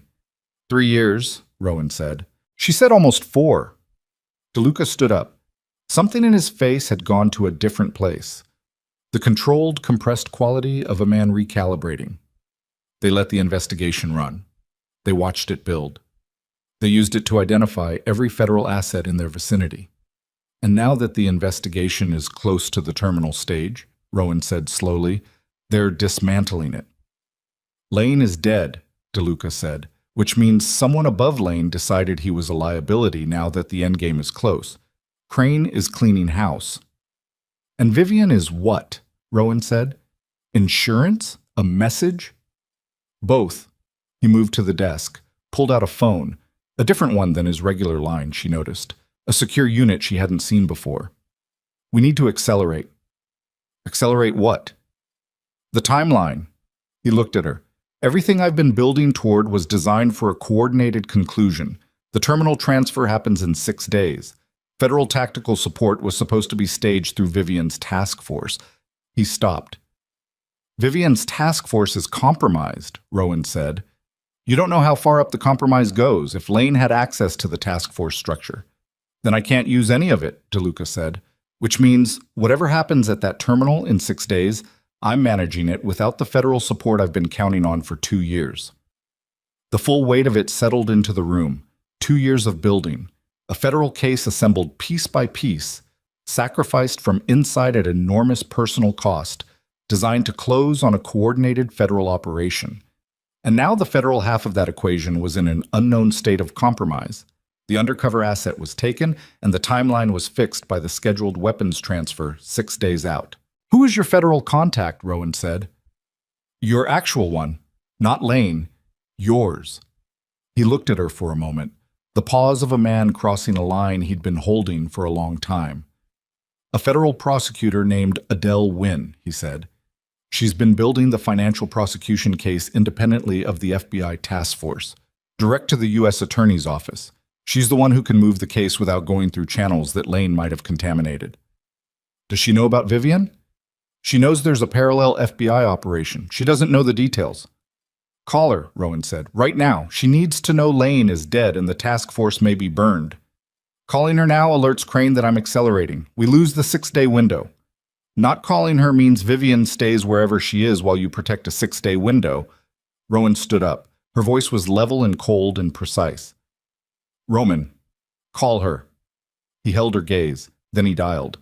She listened to one side of the conversation. Wynn on the other end. The professional control of someone receiving bad news in a way that required immediate recalibration. DeLuca's side of it was clipped and exact. Lane's status, The hotel room, the task force compromise, the accelerated risk to the terminal timeline. He did not identify Rowan. He did not mention the arrangement. He spoke in the compressed vocabulary of people who have been working a serious case for a long time and have no patience left for unnecessary words. When he hung up, the room was different. "She's moving," he said. 48 hours to assess the task force contamination. She'll have a read on which elements are clean. 48 hours, Rowan said. That's a long time for Vivian. I know. What do you have that can move faster? He looked at her. Something crossed his face. The specific expression of a person deciding whether to show someone a card they've been holding very close. There's a man, he said carefully, inside Crane's inner circle. Not law enforcement. Not my organization. A man who has been inside Crane's operation for a long time and who has been communicating with me intermittently for the past 8 months. He knows where Crane's people take assets they want to keep alive and leverage. A source, Rowan said. An unusual one. Who is he? Someone Crane trusts completely, which is what makes the information reliable and what makes using it dangerous. If I contact him in a way Crane can trace, he's dead within hours. And if you don't contact him, we spend 48 hours working with less information than I have access to, he said. While your sister is wherever Crane's people put her. Rowan looked at him steadily. Contact him. It's a risk. I understand it's a risk. Contact him. He held her gaze. Then he nodded once and picked up the secure phone again. She walked to the window while he made the call, looked out at the courtyard. The November sky was lower today, heavier, the specific gray of a Chicago winter moving in ahead of schedule. She thought about Vivian at the Kessler, the exhausted face, the federal laptop, the blazer that was too structured for casual wear. The way Vivian had said, be careful with the difference, as if she was carrying something she couldn't put down. 3 years undercover. Almost 4. Reporting to a man who was feeding everything she gave him directly to the network she was trying to dismantle. 3 years of Vivian's work. Every risk she'd taken, every piece of herself she'd put into the role, every night she'd maintained a cover that required her to be someone she wasn't, all of it feeding directly back to Whitmore Crane. The operational implications were staggering. Crane had spent 3 years watching the FBI's investigation build in real time, knowing exactly what they had, shaping his own behavior to stay precisely outside the boundaries of what they could prove. Every move the task force made, he'd known in advance. Every witness, every document request, every surveillance target, he'd known. And he'd let it run. Because a federal investigation he could see was infinitely more useful than one he couldn't. He'd used Lane to turn the entire FBI task force into an intelligence asset for his own organization. The elegance of it was nauseating. DeLuca came back. His face had a quality she hadn't seen before. Not the controlled blankness, not the compressed intensity, but something older than both. Something that looked like a man who has spent years maintaining a calculated distance from the emotional consequences of his choices and is finding the distance harder to maintain than it used to be. I reached him, he said. And? Crane's people took your sister to a property in Indiana, a facility outside Valparaiso that's registered to one of his real estate holding companies. He paused. She's alive. Unharmed so far. They want leverage, not a body. At least for now. Rowan absorbed this. How current is that information? 2 hours old. Do your people know Valparaiso? They know it. He set the phone down. There's more. She looked at him. My source, he said, told me something else. Something about why Crane moved today. Why Lane died today instead of being managed quietly until after the terminal transfer. What? Someone sent Crane a photograph this morning, DeLuca said. A photograph of a specific person in a specific location that told Crane his timeline was in danger. What photograph? Rowan said, and her voice had gone flat the way voices go flat, when the body knows what's coming before the mind does. A photograph, DeLuca said carefully, of you, walking into the Kessler Hotel, time-stamped. She stood very still. Someone photographed you entering the hotel, he said, and sent it to Crane. which told him that the journalist who photographed the Hargrove meeting had made contact with the FBI's undercover asset, and that the two investigations were in the process of connecting. He paused. He moved immediately. Lane was already compromised in his usefulness. Once Crane knew the investigations were talking to each other, Lane became a liability instead of an asset. And Vivian became a hostage, Rowan said. Yes. She turned away from him, walked to the desk, put both hands flat on the surface and looked at the documents on the monitor. The 2 years of evidence, the 47 instances of Crane's name, the architecture of a case that had cost Roman DeLuca an incalculable amount to build from inside the organization he was simultaneously dismantling. Someone had photographed her at the Kessler, someone who knew she would be there, someone who knew the significance of her going there. She ran the list of people who had known. DeLuca's people. Okafor had authorized the perimeter surveillance. Sasha had the location data.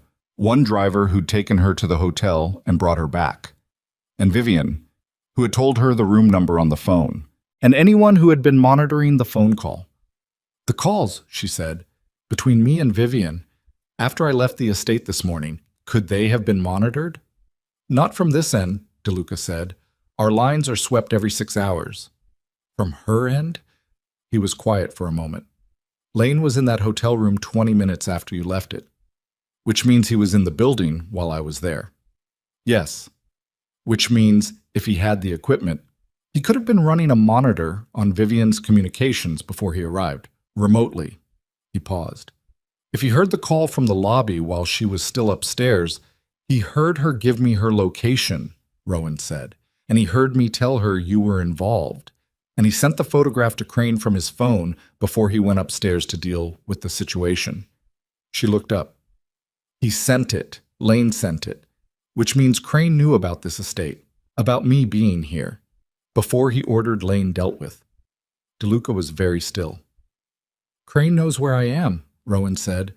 He knows about this estate, about our arrangement, about the photographs. Yes, DeLuca said. He knows all of it. And he hasn't moved on it yet. No. Why not? DeLuca looked at her. The look was long and it was direct, and it was the look of a man reaching the end of what he was going to hold back. Because he doesn't just want the photographs destroyed, DeLuca said. He wants to know what I have, the complete case file.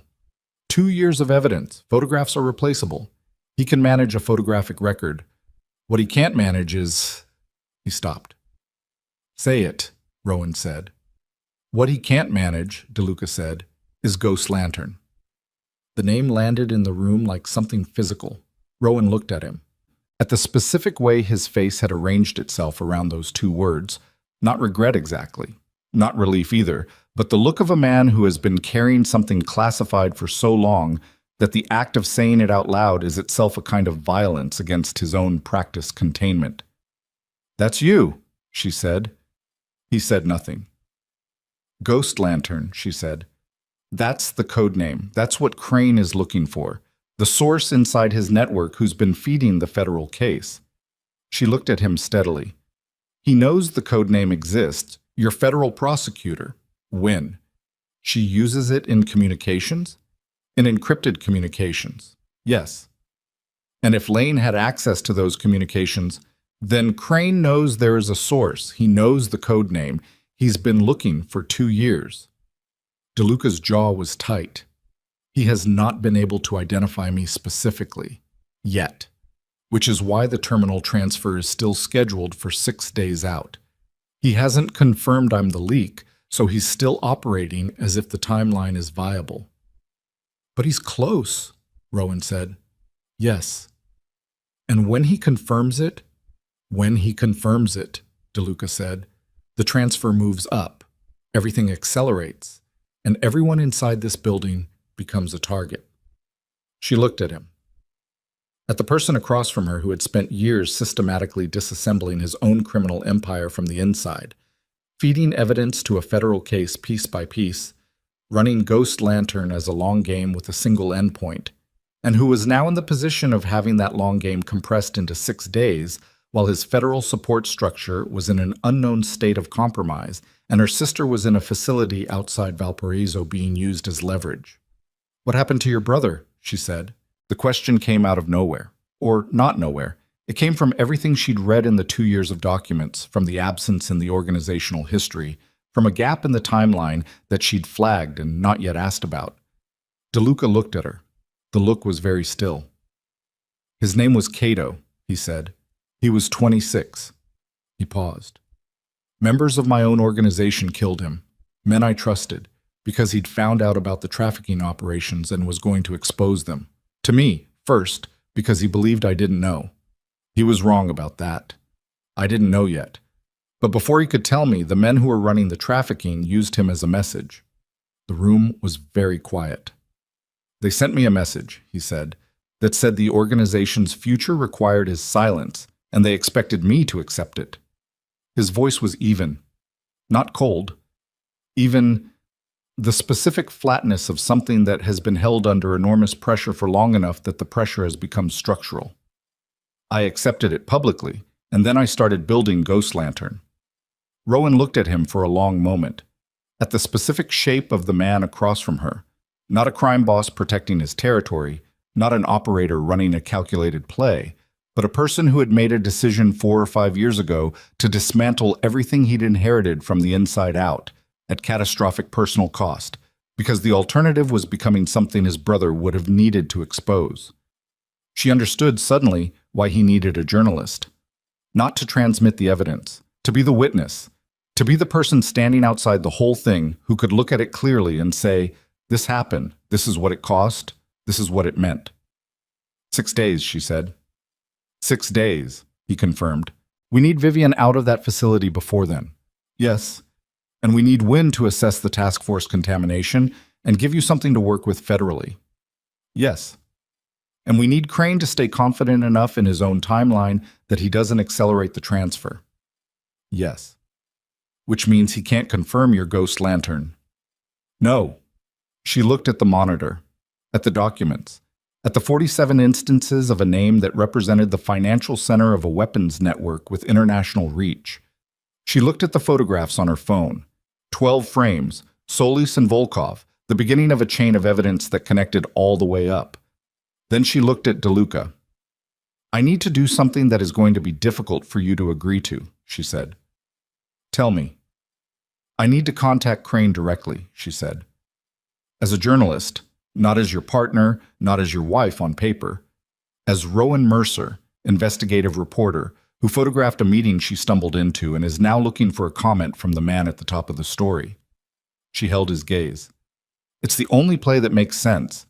Crane thinks he has leverage on us through Vivian. He thinks he has time because he hasn't confirmed Ghost Lantern's identity.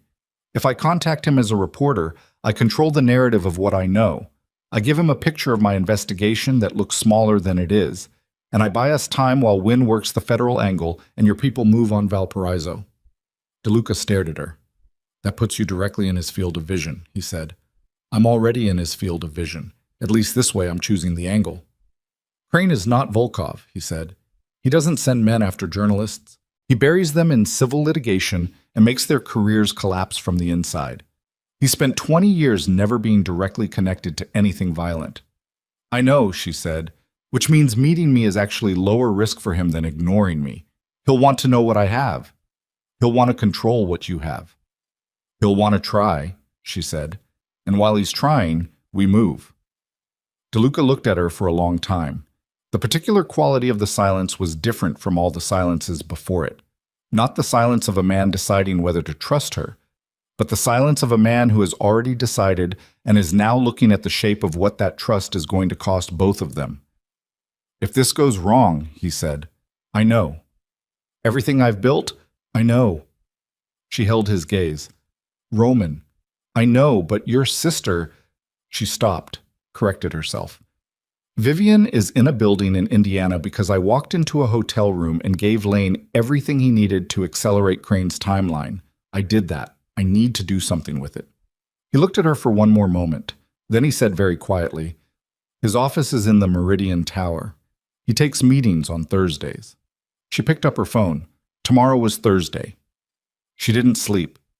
She sat at the desk in the document room from 2 in the morning until 5, reading everything she hadn't read yet and rereading everything she had, building in her head the version of the conversation she was going to have with Whitmore Crane in approximately 6 hours. Not a script. She never worked from scripts. They made you rigid, and rigidity was what interviewers died on. But a map. Entry points. Pressure points.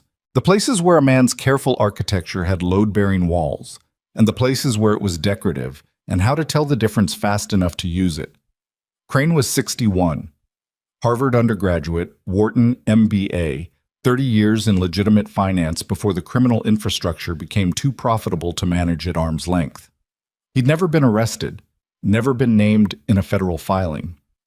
His public profile was philanthropic, education foundations, urban development initiatives, the specific generosity of wealthy men who understand that visibility in the right context creates a kind of social insulation that money alone can't buy.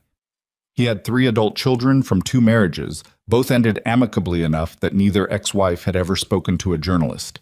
He had a golden retriever named something Rowan couldn't find in any public record, which struck her as the most humanizing detail she'd uncovered, the specific privacy of a man who kept his dog's name out of the press. She built the map. She tested it. She found 3 entry points she could use and one she was going to lead with. Not the photographs, not Hargrove Maritime, but Halverson. The senator was the most public element of the network and the one Crane would assume she'd already confirmed. Leading with what he knew, she had gave him the illusion of understanding her ceiling, which gave her the room to work below it. At 5:15, DeLuca came in. He set a coffee on the desk without being asked. He looked at the monitor, at the documents she'd flagged, at the handwritten notes she'd been making on the back of a printed shipping manifest, because she still thought better with a pen. "Wynn called," he said, 40 minutes ago. 30 minutes. And she's identified 2 clean members of Vivian's task force, agents who were recruited after Lane assumed control, whose communications he wouldn't have had advance access to. She's pulling them off their current assignments and redirecting them through her office directly. 2 agents, Rowan said. It's what's clean. He sat down. She's also confirmed that Lane's access to task force communications was more extensive than we hoped. He had read access to the full operational file for the last 2 years. 2 years. The same window as Ghost Lantern. The same window as the Istanbul transfer, the missed intercept, 8 months of operational decisions that DeLuca had been quietly rethinking since the night before. Crane has known who you were building a case against, Rowan said. He's known the scope of your evidence. The question is whether he's been able to correlate it back to you specifically. That's still the question, DeLuca said. If he had confirmed Ghost Lantern's identity, the terminal transfer would already be moved or canceled. The fact that it's still scheduled suggests he hasn't confirmed it. He suspects. He's looking, but he doesn't know. He paused. Which is the window? 6 days compressed to... She looked at the clock. How long can we realistically hold the window once I walk into Crane's office? 8 hours, maybe 12. After you make contact, he'll accelerate his identification effort. Whatever he can find on you, on who you've been in contact with, on where you've been staying. He already knows I'm here, Rowan said. Lane's photograph. He knows you were brought here. He doesn't know the arrangement. DeLuca looked at her. When you walked into his meeting at the Kessler last night and said Crane's name to Wynn, his people who were monitoring Lane's communications heard Wynn's reaction, which told them something, but it didn't tell them everything. It told them the prosecutor's office knows about Crane, which he already suspected. So my walking into his office today doesn't confirm anything he doesn't already suspect. It tells him you're the link, DeLuca said, between what the FBI had and what the prosecutor's office is building. He'll want to know how much you know, which means he'll take the meeting. He'll take the meeting, Rowan agreed. She looked at her notes, at the map she'd built across the last 3 hours, at the entry point she'd chosen and the pressure points she'd identified and the load-bearing walls she was going to stay away from until she absolutely couldn't. While I'm in that meeting, she said, your people move on Valparaiso. Yes. Okafor leads it. Yes. And if they can't get her out before Crane realizes the meeting is a distraction, they'll get her out, DeLuca said. You can't know that.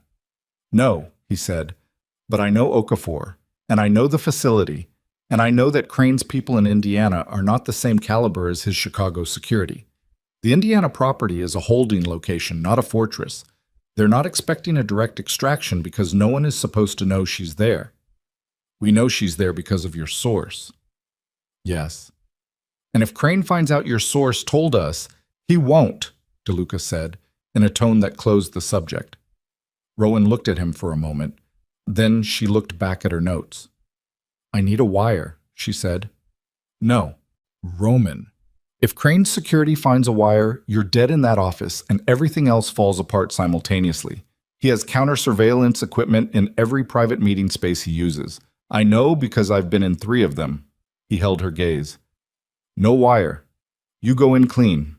Then I go in without a record of what he says. You go in and come out alive, he said. That's the objective. She stared at him.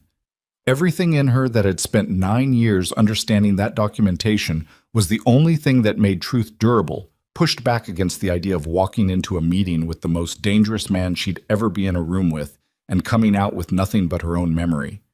I have total recall, she said. I know.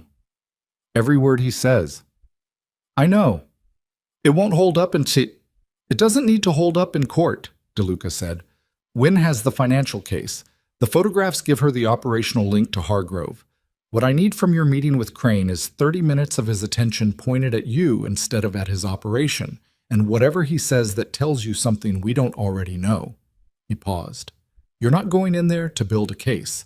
You're going in there to buy time and extract information. She breathed.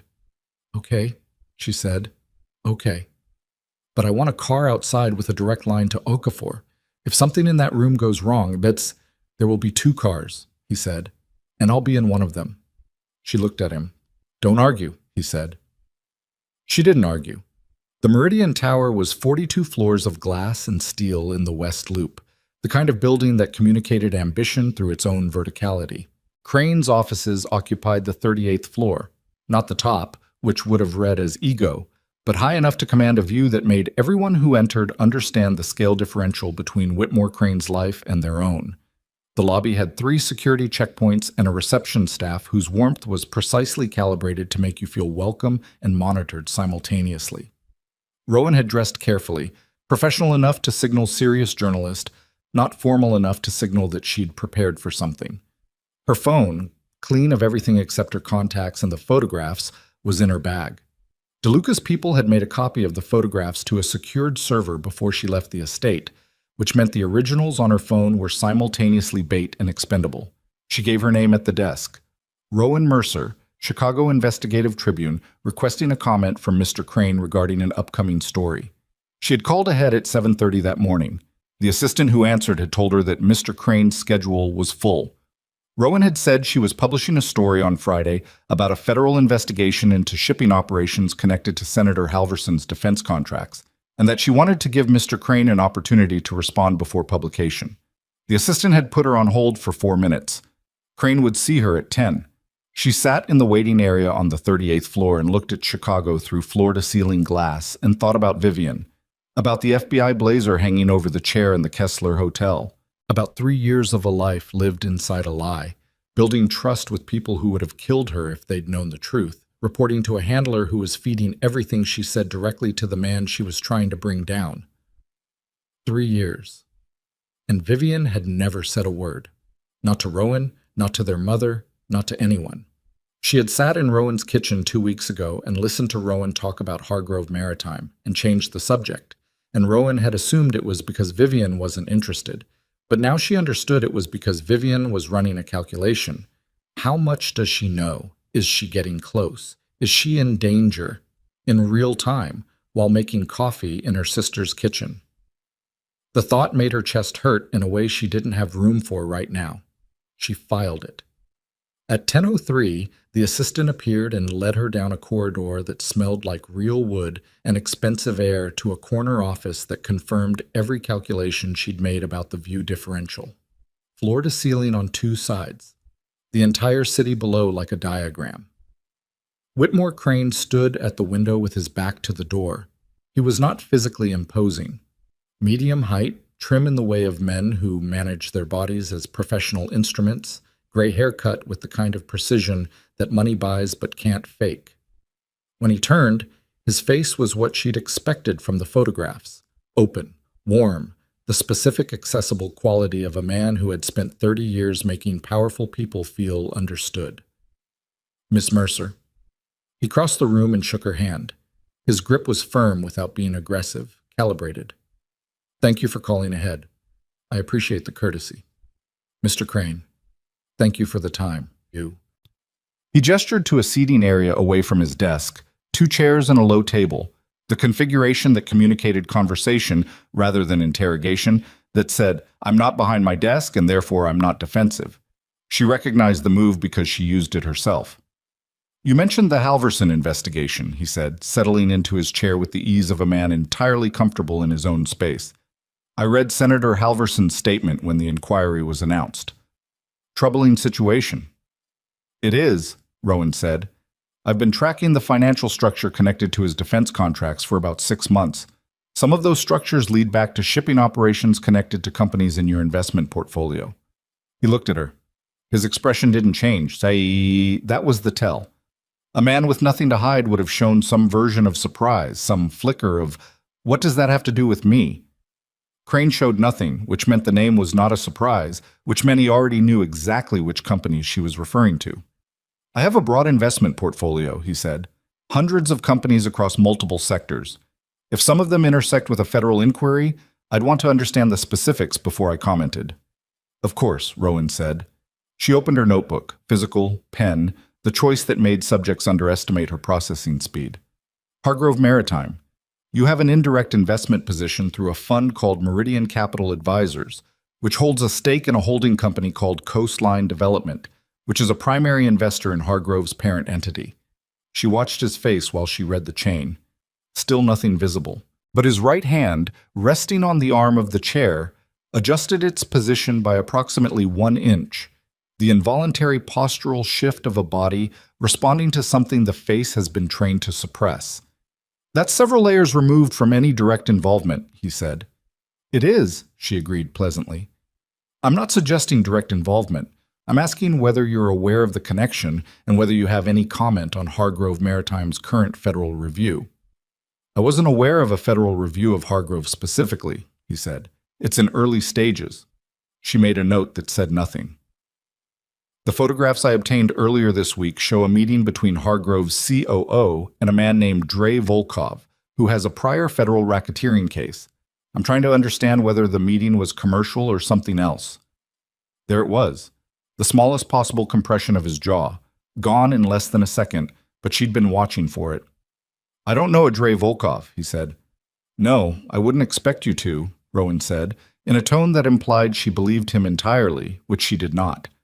The connection I'm exploring is whether the meeting was related to cargo operations that several of your portfolio companies have shipping contracts with, purely a financial angle. That seems very attenuated, Crane said. His voice was still warm. Still open. Still the voice of a man with nothing to hide except that he was measuring her with every word, calculating her ceiling, running the same kind of map she'd spent the night building.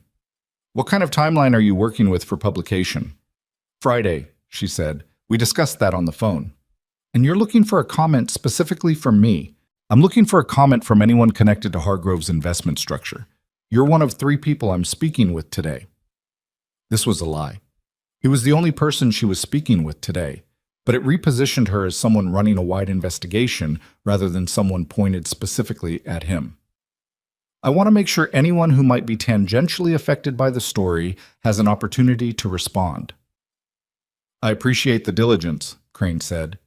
He leaned back slightly. I'm going to be honest with you, Ms. Mercer. I'm familiar with your work. The Halverson pieces were thorough. You clearly have good sources inside the federal system. I have sources, she said carefully. I imagine you do. He smiled. I'm also familiar with the kind of investigation that starts with one name and expands outward. Sometimes those investigations find something real. Sometimes they find the appearance of something that turns out to be much more benign than it looked from the outside. That's true, she said. The risk, he said, is when a journalist becomes invested in a particular conclusion before the evidence fully supports it. I've seen that happen to very good reporters. It's a natural occupational hazard. He was doing it well. The gentle reframe, not threatening, not defensive, but positioning the story she was building as a product of confirmation bias rather than genuine evidence. Making her the potential problem, the overeager reporter, before she'd published a word. I appreciate the perspective, Rowan said. I've been doing this long enough to know the difference between a pattern and a coincidence. The Halverson connection to these shipping companies looks like a pattern. What would change that assessment? Crane asked. If you discovered the connection was more benign than it appeared, what would that look like from your end? And there was the real question, not a comment, not a response, a probe. What do you need to walk away from this? What would make you go somewhere else? What's your price for not publishing Friday? She looked at him steadily. Evidence, she said. I follow the evidence wherever it goes. Something shifted in the room. Not visible. Atmospheric. The specific quality of a conversation where both participants have been maintaining a mutual fiction and one of them has just quietly acknowledged that both of them know it's fiction. Crane looked at her for a long moment. The warmth in his face was still present. It was structural, not responsive, the kind of warmth that doesn't switch off because it's not an emotion. It's a technique. The photographs you mentioned, he said. The ones showing the meeting at Hargrove. Yes? Who else has seen them? She kept her face completely neutral. My editor. And you have the originals. On my phone. The digital chain of custody on something like that, Crane said, thoughtfully, as if he were helping her think through a professional problem, is something defense attorneys examine very carefully. If those photographs are going to be part of a story that names individuals in a federal context, the provenance matters. I understand that. The fact that you were on private property when you took them, he said, still thoughtful, still warm, is something your publication's legal team will want to consider. There it was.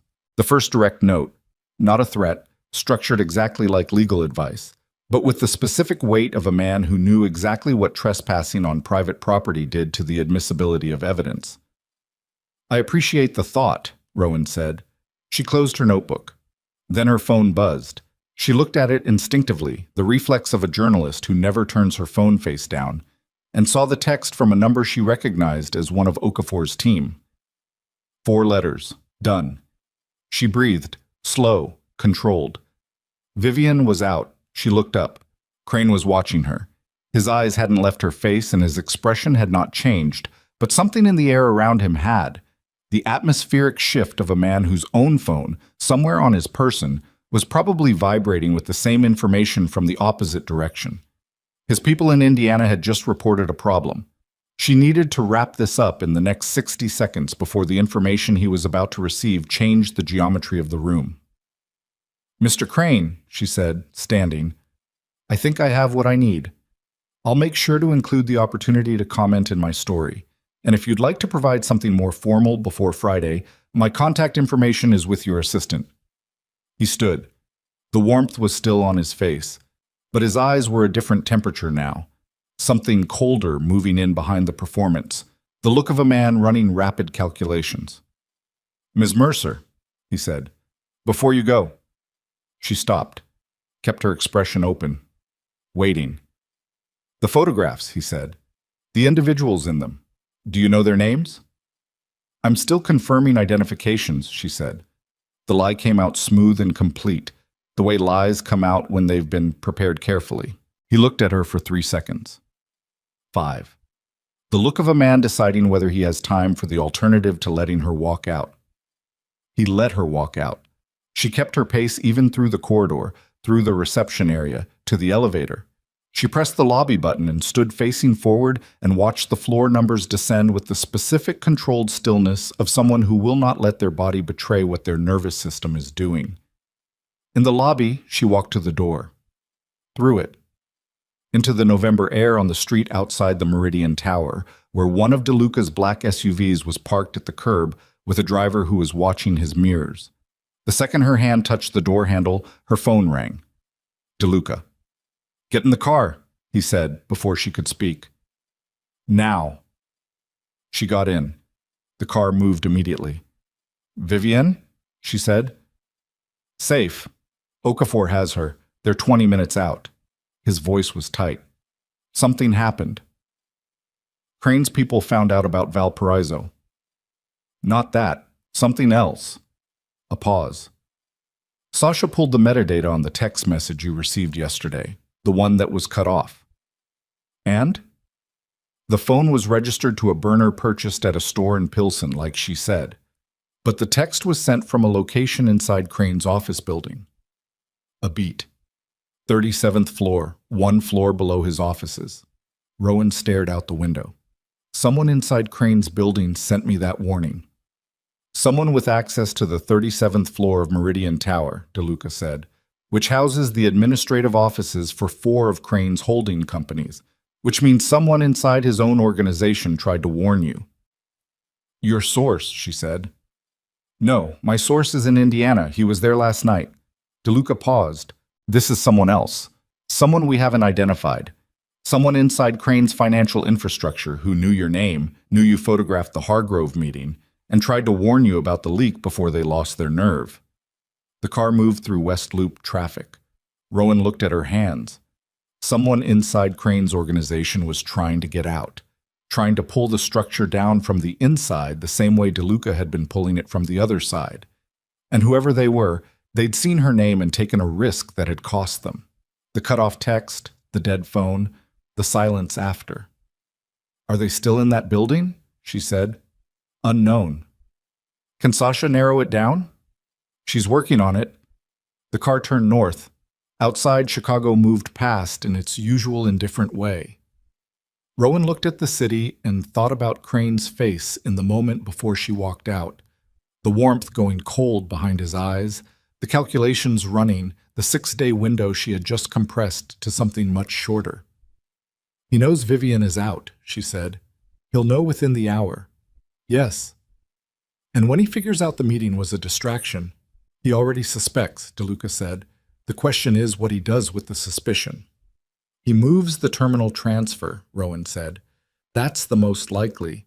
Roman, she cut him off. He moves it today, not in 6 days. He's going to move it today. Silence. Why today? DeLuca said carefully. Because I was in his office this morning talking about Hargrove and Halverson and photographs.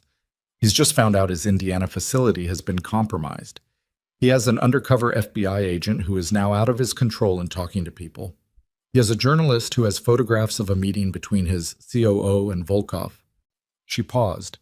And he has a source inside his own network that he hasn't identified yet, Ghost Lantern, who has been building a federal case for 2 years. He's looking at a situation where every piece of his exposure is accelerating simultaneously. She looked out the window. He doesn't wait 6 days. He moves the cargo today before federal oversight can be organized, and then he disappears into the insulation he spent 20 years building. The silence on the line lasted 4 seconds. Sasha, DeLuca said, not to her, then to her, I need to make a call. Stay on the line. She heard him dial, heard Wynn's voice, tight and focused on the other end. Heard DeLuca say, the timeline has collapsed. Today, the Hargrove terminal. We need tactical coordination in the next 4 hours or this is over. Wynn's response was too low to hear clearly. Then DeLuca again, I know the task force is compromised. Use the 2 clean agents. Get me federal cover for the terminal by 6 p.m. More from Wynn, slightly louder now, the controlled urgency of a federal prosecutor who has spent years on a case watching her timeline get compressed to hours. Then DeLuca came back on Rowan's line. She's moving, he said. 4 hours. Rowan, I know. I need you back at the estate. I'm not going back to the estate, she said. Rowan, I need to find who sent that text, she said. The person inside Crane's building. If they tried to warn me once, they'll try again. And if they have documentation we haven't seen, you just walked out of a meeting with Whitmore Crane, going back into that building. Not the building, she said. But whoever they are, they know my name. They reached out once. If I give them a way to reach out again, how? She thought for exactly 3 seconds. My work email. It's public. If they're inside Crane's operation and they want out, they know enough to find a way to contact me that Crane's people can't trace. And if Crane is monitoring your communications, Then he sees a source who doesn't exist trying to contact a journalist he's already met with, she said, which tells him nothing new. A pause. All right, DeLuca said, but you stay in the car. Okafor's team will be back in 20 minutes with Vivian. I want everyone in the same location. Agreed. She hung up. She opened her work email on her phone and typed a message to her own address. A draft, never sent, but with a subject line visible to anyone monitoring her account. Re. Hargrove follow-up. Source materials welcome. A journalist's standard signal. Come to me. I'm listening. Then she waited. 12 minutes. The car was parked on a side street in River North, engine running, the driver watching the mirrors with the focused attention of a professional who understood that waiting was a skill. Rowan sat in the back and watched her phone and thought about the map she'd built the night before and all the ways it had already been redrawn by the morning. Her phone lit up. Not a call. An email. Unknown sender, routed through 3 anonymizing relays. Wise. She could see the relay chain in the header, the kind of structure someone builds when they understand they're being watched. She opened it. Ms. Mercer, I don't have much time. My name is not something I'll put here. What I can tell you is that I have been managing the financial compliance documentation for Crane's holding companies for 6 years. I have copies of everything. The real books, not the ones filed publicly. Transfer records, payment authorizations, communications between Crane and individuals in 3 federal agencies. I tried to send this to the FBI 14 months ago. The agent I contacted was Mercer Lane. She stared at the screen. I've been afraid to try again, but I have 2 children and I've been looking at what I'm part of for 6 years and I can't. I need this to end. I need someone who isn't Lane. If you can give me a name, someone I can send the documents to who isn't in Crane's pocket. I'll give you everything I have. She read the email twice. Then she forwarded it directly to DeLuca with one line. This is the Meridian Tower source. Get me Wynn's direct contact. His response came in 40 seconds. A phone number. She dialed it. Wynn picked up on the second ring. Ms. Mercer, Wynn said. Her voice was what Rowan had expected. Precise, contained, the voice of a woman who had spent a long time being the only person in most rooms who understood the full scope of what she was looking at. I have a source inside Crane's financial infrastructure, Rowan said. 6 years inside. They claim to have the real financial records. Everything. Transfer documentation, payment authorizations, communications with federal contacts. She paused. They tried to come to the FBI 14 months ago and reached Mercer Lane. The silence on Wynn's end was 3 seconds long and very specific. Send me the email, Wynn said. Rowan forwarded it. Give me 10 minutes, Wynn said, and hung up. In those 10 minutes, the second car arrived. Okafor was driving. In the back seat, Vivian, pale, moving carefully, wearing someone else's jacket over clothes that had spent the night in a room that wasn't made for comfort. When she saw Rowan through the window, something in her face collapsed briefly into relief before she put it back together. Rowan got out of her car. She crossed the distance between the vehicles in 6 steps. Vivian got out and they stood on the sidewalk in River North in the November cold and looked at each other. Then Rowan put her arms around her sister and held on, and Vivian held back, and neither of them said anything for approximately 30 seconds, because there were no words that were the right size for what needed to be said, and the wrong-sized words would have been worse than silence. When they separated, Vivian's face was doing something complicated that she was mostly managing. I'm okay, Vivian said. I know, Rowan said. Are you? I just had coffee with Whitmore Crane, Rowan said. Vivian stared at her. You what? It bought us time for Okafor to get to you, Rowan said, and it flushed out a source inside his financial operation who has 6 years of real documentation. She looked at her sister steadily. I need you to brief me on everything you have. Every piece of the FBI case that Lane didn't compromise, because she checked her phone. In approximately 3 hours, something is going to happen at the Hargrove Maritime Terminal that is going to end this, and I need to understand the complete picture before I can document it. Vivian looked at her for a long moment, The exhaustion in her face was enormous. The relief was enormous. Underneath both of those things, something else. The specific quality of a person who has been carrying a secret for so long that not carrying it is going to require complete relearning. There's something else, Vivian said. Something I found out in the facility. She paused. They were talking. The men holding me. They weren't careful. They didn't think I understood the operational references. She looked at Rowan directly. Crane doesn't just want to move the cargo today. He wants to eliminate Ghost Lantern before the transfer. He has a name. Rowan went still. He doesn't know it's Roman yet, Vivian said, but he has narrowed it to 3 people inside the DeLuca organization, 3 people who had access to the specific intelligence that's been feeding the federal case. She paused. And he has someone inside the organization right now, tonight. Someone already positioned, already trusted, who is going to confirm the identity before the transfer moves. Who? Rowan said. I don't know the name, Vivian said, but I know the position. She met Rowan's eyes. It's someone in Roman's security team. The words landed like something dropped from a height. Okafor, 3 feet away, had heard everything. Rowan turned and looked at him. He looked back at her. His face was completely still. And in that stillness, in the fraction of a second between Vivian's words and whatever came next, Rowan saw it. Not guilt exactly, but the specific quality of a man who has been holding 2 things simultaneously for a very long time and has just been told that the holding is over. Her hand moved to her phone. She needed to call DeLuca. Right now. Before the next 3 seconds became something that couldn't be undone, she needed Roman DeLuca to know that the person Crane had placed inside his organization, the person positioned to confirm Ghost Lantern's identity tonight, hours before the terminal transfer, was standing 6 feet away from her on a sidewalk in River North, with his hand already moving toward the inside of his jacket.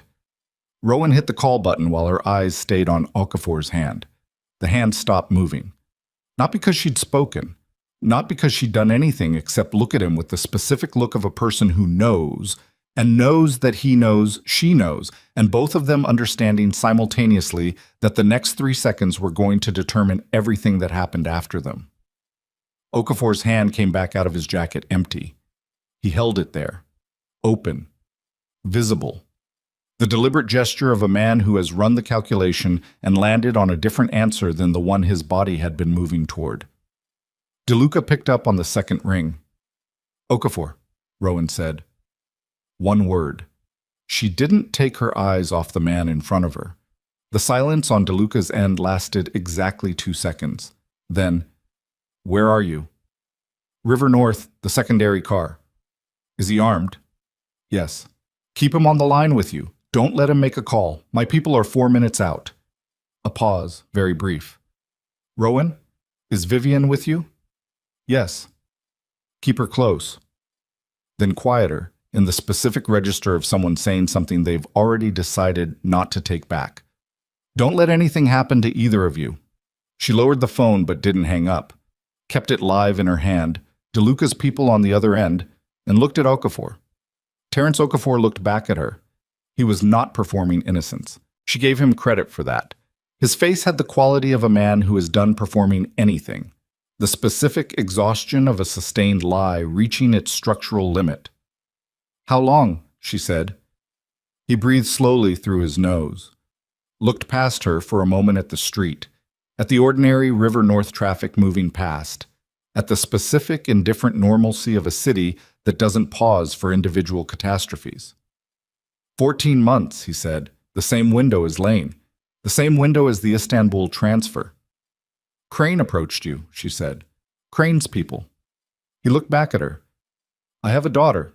She was sick. The treatment... He stopped, pressed his jaw together. It doesn't matter. It matters, Vivian said quietly from behind Rowan. Okafor looked at Vivian. Something in his face shifted, not softened, but changed quality, the way a man looks when the person he's looking at has paid a price he can quantify because he's part of why they paid it. What did you give them? Rowan said. Movement schedules, meeting locations, enough operational detail to tell them what DeLuca was watching and when. He paused. I didn't give them Ghost Lantern. I didn't know about Ghost Lantern until 4 months ago, and when I figured it out, I stopped passing operational intelligence. But you didn't tell Roman. No. Why? He looked at her steadily. Because I thought if I stopped feeding them, it would buy time. That the case would close before they figured out I'd gone quiet, and before Roman figured out I'd been talking. He exhaled. That was stupid. Yes, Rowan said. It was. I know. She held his gaze. Around them, the street continued. A bus passed. Someone walked a dog. The fundamental indifference of public space to private devastation. The Istanbul transfer, she said. The cargo that moved 6 hours early. Yes. Were you responsible for that? I passed a surveillance schedule, he said. I didn't know what they'd do with it. People died in Istanbul, Vivian said, still quietly. 3 field agents from Interpol who were working the intercept. Okafor closed his eyes. Just for a second, then opened them. I know. The black SUV arrived from the north. 2 of them, the same formation she'd ridden in from the waterfront 3 nights ago, which felt like 3 years. 4 of DeLuca's people got out. Not Okafor's team. Others, men who reported through a different chain. One of them put his hand on Okafor's arm. Okafor didn't resist. He looked at Rowan one more time, and the look contained something she wasn't sure she had a name for. Not a plea, not quite an apology, something more structural than either. The look of a man who made a choice under the worst possible pressure and has been living in the consequence of it and knows the consequence is not finished. His daughter, Rowan said to the man holding Okafor's arm. Someone needs to make sure she's taken care of. The man looked at her, said nothing. I'm serious, she said. He nodded, once, and she believed him because she understood by now what DeLuca's organization was, and what it was not. And the distinction was one of the most complicated things she'd encountered in 9 years of covering complicated things. They put Okafor in one of the vehicles. It drove north. Vivian came to stand beside her. They watched the car go. He stopped, Vivian said. 4 months ago, he stopped giving them information. It doesn't fix Istanbul. No, Vivian said, but it's something. Rowan's phone lit up. DeLuca. Are you both all right? He said. Yes. A breath on his end that he probably didn't know she could hear. I need you somewhere secure. The terminal. What's happening at the terminal? Activity started 40 minutes ago. Crane accelerated. The transfer is moving tonight. His voice was controlled and compressed and very fast. When has the 2 clean agents plus a federal marshal's team she pulled independently? They're staging 2 miles from the terminal, but Rowan, I'm coming. You're not. Roman. She kept her voice level. I have a source inside Crane's financial operation who has 6 years of documentation. I have Wynn's direct contact. I have Vivian, who has 3 years of operational intelligence, even if Lane burned most of it. And I have 12 photographs that are the evidentiary link between Crane's financial structure and the physical transfer operation. She paused. I'm the connective tissue of this entire case. You need me at the terminal. The pause on his end lasted 3 seconds. There will be shooting, he said. I know. You'll stay in a vehicle until the terminal is secured. Agreed. I mean it, Rowan. I know you mean it. Agreed. Another pause. Vivian rides with you. I'll have 2 people on your vehicle at all times. Then, 30 minutes. There's an industrial access road off Route 41, south of the terminal. Meet me there. She hung up and looked at Vivian. Vivian looked back at her, the borrowed jacket. The careful way she was holding herself. Not injured, Okafor's people hadn't hurt her, but the specific physical compression of someone who has spent a night in genuine fear and is still metabolizing it. You don't have to come, Rowan said. I've been working toward this for 3 years, Vivian said. I'm coming. They got in the car. The Hargrove Maritime Terminal at night was a different geography than the one Rowan had stumbled into 3 days ago. She'd seen it as a civilian, which meant she'd seen the edges of it. The fence line, the access road, the gap in the containers through which she'd photographed 2 men, and without understanding it, changed the trajectory of everything that followed. From the staging area on the Route 41 access road, she could see the full structure of it, a half mile of waterfront, Three main loading bays, crane arms motionless against the night sky. The ambient glow of terminal lighting that turned the fog off the lake, the color of old brass. Four cargo vessels at dock, three dormant and one at the northern end, with lights on and crew visible, and a loading operation underway that was happening faster than any legitimate cargo transfer operated at 11:15 p.m. on a Thursday. DeLuca was beside her vehicle when they arrived. He looked at Vivian first, a long look, assessing, the look of a man making sure, and then at Rowan, and what crossed his face when he looked at her was something she was starting to recognize as his version of relief, which didn't look like other people's relief. It looked like controlled breathing. "The Federal Marshal team is at the North Access," he said. "Wynn has the arrest documentation ready for Crane. He's in the terminal. He came personally, which tells you how much he trusts his people to execute this alone." "He came to make sure the evidence is destroyed," Rowan said. "The real documentation. Whatever physical records existed inside that operation, he wants to watch them go." "Yes," DeLuca looked at the terminal. "My crew goes in from the south gate in 8 minutes. The marshals take the north. Wynn's agents cover the vessel." He paused. "When the shooting starts, we stay in the vehicle," Rowan said. "I know. I mean it." "You said that already." He looked at her for a moment. In the industrial light from the terminal, his face had the quality of something stripped down.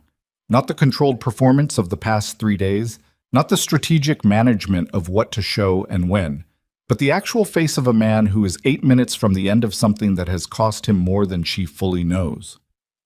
"When this is done," he said, and then stopped. "When this is done," she said, "we'll talk." He nodded once. Then he walked toward the south gate and she watched him go, and the specific quality of watching him, the way her eyes tracked the movement without being instructed to, told her something she filed for later, when there was a later to file things in. The 8 minutes were the longest she'd spent since the night at the waterfront. She sat in the back of the vehicle with Vivienne, and they didn't talk much, which was the right call.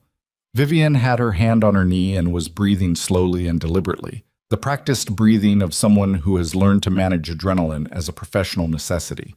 Rowan had her phone out with the camera open, force of habit, pointed at nothing yet. Then it started. The sound came first, not the Hollywood explosion, not the sharp crack of movie gunfire, but the specific industrial chaos of a large enclosed space, absorbing the shock of fast-moving events. Metal doors, boots on concrete, voices cutting across each other, the deep concussion of something structural giving way under pressure. The terminal lights went fully on, all of them, the full floodlight array, the kind of illumination that turns a crime scene into a stage. She could see the north access from her angle. The Marshal team moved in a formation she couldn't fully track, fast and practiced, the specific geometry of professionals who have done this particular kind of thing before. Through the chain link, she could see figures running, not toward them, away from them, the panicked sprint of cargo workers who understood that the safest place in the next 5 minutes was somewhere else entirely. Then, from the south, DeLuca's people. She watched the operation the way she watched everything, with total attention and the specific discipline of someone who knows that what she sees right now is what she will reconstruct in sentences later. And the sentences matter, and accuracy matters, and she is the witness, which means she has to see it clearly even when what she's seeing is not clean. It was not clean. She wouldn't write about that in a way that glorified it, and she wouldn't write about it in a way that sanitized it either. The violence of these things, the actual human cost of what it looks like when years of built-up criminal infrastructure get dismantled in real time, that was part of the story. The part that people who talked about justice in abstract terms forgot to include. 4 minutes into the operation, her phone buzzed. Wynn. "Crane is in custody," Wynn said. Her voice was the most human Rowan had heard it. Not warm exactly, but something had come loose in the professional control, the specific release of a person who has been holding something in place for a very long time and has just been permitted to let go. "We have him at the north gate. He's asking for his attorney, which is..." She paused. "He can have 12 attorneys. The documentation your source sent me 2 hours ago is the cleanest financial evidence I've seen in 20 years. Chain of custody is intact. This is going to hold. The source needs protection, Rowan said. Already arranged. We're pulling them out of the Meridian Tower tonight. A pause. Ms. Mercer, the photographs from your phone. I need to formally request them as evidence through proper channels, which means— I know what it means, Rowan said. I'll cooperate fully with the evidentiary process, on the condition that my story runs first. A pause. You know I can't promise.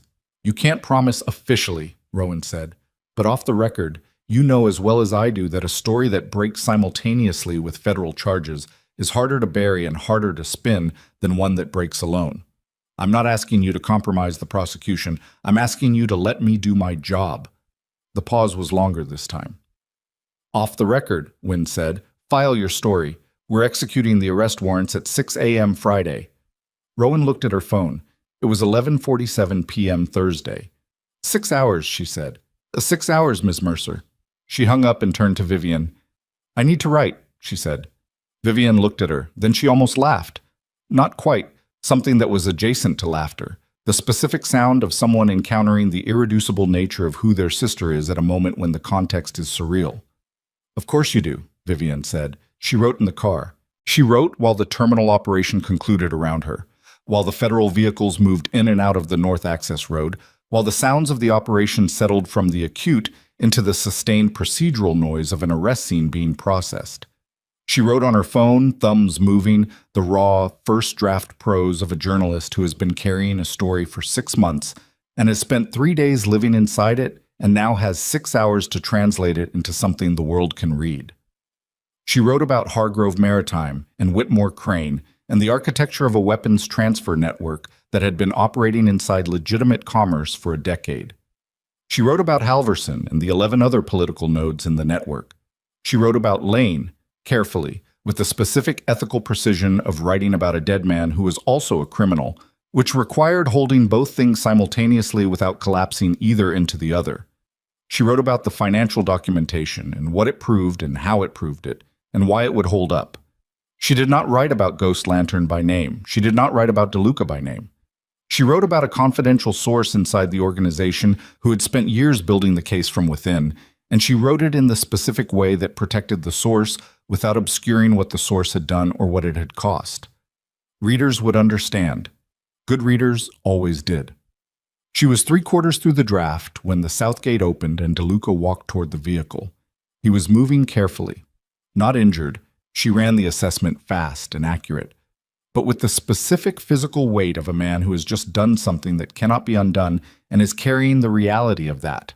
He had a cut across his left hand, taped with something that wasn't quite bandaging, and his jacket was torn at the shoulder seam, and he looked like a person who had just passed through something difficult and was now standing on the other side of it in the specific silence that difficult things leave behind. He got in the car.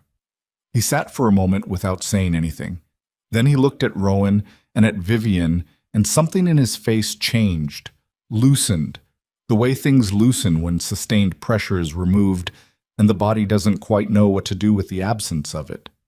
It's done, he said. 2 words. The specific economy of someone for whom elaboration would cost too much right now. Crane is in custody, Rowan said. I know. Wynne called. He looked at his hands, the taped cut. The cargo is secured. The vessel is under martial control. Solis and 6 others were arrested at the terminal. Volkov's people ran. They'll be found. A pause. The trafficking operation connected to the network. The records that document it. Wynne's team has everything. The victims, Vivian said quietly. The Federal Victim Services Team is already moving on 3 facilities identified in the documents. He looked at her. Because of your work. 3 years of your work, even with Lane in the middle of it. You documented enough of the operational structure that they know where to look. Vivian absorbed this. The expression on her face was complicated in ways that would take a long time to fully process. 3 years. The things she'd done to stay inside a cover while her handler fed everything she gave him back to the network. The weight of what felt like wasted time pressed against the weight of what hadn't been wasted, and the math of that was not simple and would not be simple for a long time. Rowan reached across and put her hand on Vivian's. Vivian looked down at it. Then she turned her hand over and held on. They drove back to the estate at midnight. Rowan sat in the back between her sister and Roman DeLuca and finished the article on her phone with the specific focused efficiency of someone working against a clock. And the two people beside her let her work, which was the right thing, and she was grateful for it in a way she didn't say out loud. She filed at 2:43 a.m. Carl Hutchins, who she'd called at 11 p.m., and who had spent the intervening hours getting the Tribune's legal team on standby and pulling two senior editors in from wherever they'd been on a Thursday night, sent her one message in response to the filed piece. "This is the best thing you've ever written. Running at 6. She set her phone face down on the desk in the document room. The estate was quiet. Vivian had been given a room, the same floor as Rowan's, 2 doors down, and had gone to it with the specific directional focus of someone who has not slept in 30 hours and is finally being given permission to stop. Mrs. Calloway had appeared at some point and produced food that neither of them ate enough of and tea that Rowan drank without tasting. Rowan sat in the document room at 3 in the morning and looked at the monitor where the 2-year case file still lived and thought about the shape of everything that had happened in the 4 days since she'd walked out of Callahan's steakhouse. DeLuca came in at 3:15. He had cleaned up, changed, had the specific restored quality of a person who had taken 20 minutes to make themselves functional again after a hard night. He sat down across from her, set 2 cups of coffee on the desk between them. "Adrian Cross," he said without preamble. She looked at him. "Wynn's team has been running the complete network map since the arrest," he said. "Cross's firm, Crane's legal firm, handled the compliance documentation for 14 of the holding companies. Cross personally signed off on several filings he would have had to know were misleading. She processed this. He's going to be charged. That's Wynn's call, but yes." He looked at her carefully. "I thought you should know." She thought about Adrian, about the rehearsal dinner, about 42 people holding their breath, about the specific way she'd said okay and picked up her coat and walked out, which had felt at the time like the only dignified response to an undignified situation, and which now she understood had been the first step in a chain of events she couldn't have predicted. "He didn't know what he was in the middle of," she said, "not the full picture. He thought he was just a lawyer for a wealthy client." "Probably," DeLuca said. "But he knew enough about the filings to know they didn't add up. Knowing something doesn't add up and understanding what it means are different things." "Yes," he said, "but they're not different enough in federal court to matter." She sat with that. Adrian Cross, whose ambition had always been his most defining characteristic, whose attachment to proximity to wealth and power had led him to take a client whose money was clean on paper and whose paper was lies. Adrian, who had made a choice driven by career calculus and had not looked closely enough at what he was calculating with. The engagement, the dinner, the specific theater of that night. She felt something she hadn't expected to feel. Not vindication, not anger, not the dark satisfaction of someone who has watched a person get what they had coming. She felt something closer to tired. The specific fatigue of a narrative that had been about betrayal and humiliation and turned out to have been about something else entirely, something much larger, and she had been standing inside it without the context to understand it. "You negotiated with Wynn," she said. "Yes." "For yourself, for the organization." "For the organization to be dismantled under federal supervision," he said. "I've been building toward that for 2 years. The members who were complicit in the trafficking operations are in federal custody or will be. The ones who weren't, the people who worked for me because it was the life they were born into and they'd never known anything else. I negotiated transition terms. Employment assistance, relocation, clean records where the record was clean. And you," she said. He was quiet for a moment. 5 years of verified cooperation with 3 separate federal investigations. Wynn has the documentation. The U.S. Attorney has agreed to a permanent immunity arrangement in exchange for full dismantlement and continued testimony. He paused. "I won't do prison time. What I will do is spend the next 2 years testifying in approximately 14 separate federal prosecutions. And after that, he said, "I'm done." The specific weight of that word in that context. Done. The end of something that had started with his brother's death and had consumed years of his life and required him to become a version of himself he'd been systematically dismantling from the inside. Done. Where do you go? She said. He looked at her directly. I don't know yet. A pause. Where do you go? She looked at the monitor, at the 2-year case file, at the document she'd filed 3 hours ago that was going to run in. She checked her phone. 4 hours and 12 minutes, and was going to change the shape of a conversation about criminal infrastructure and political corruption that had been happening in incomplete terms for a decade. Back to work, she said. I have 14 federal prosecutions to cover. Something crossed his face.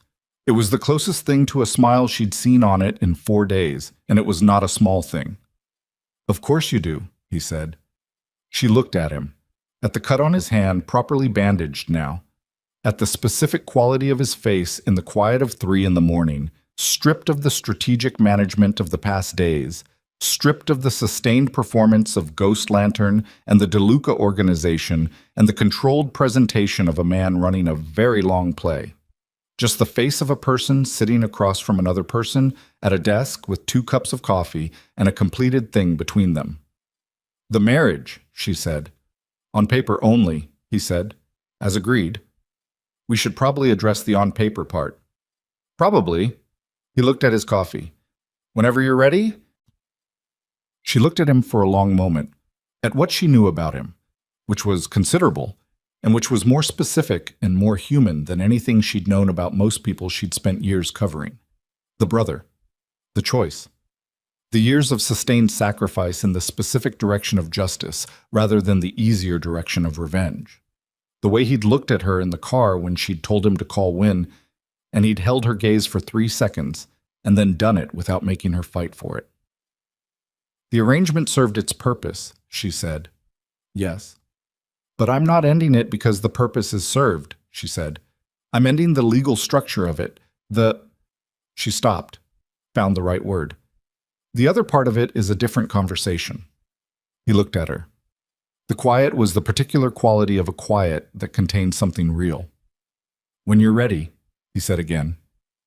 I know, she said. She picked up her coffee. He picked up his. Outside, Chicago was 4 hours from sunrise, doing what it always did. Moving, breathing, enormous and indifferent, and full of people who would wake up in a few hours and read a story that would rearrange their understanding of what had been happening in their city. At 6 a.m., her phone lit up with Carl's message. We're live. She opened the Tribune app, saw her byline, saw the headline she'd written at 2 in the morning. The architecture of deception, how a weapons network operated inside American commerce for a decade.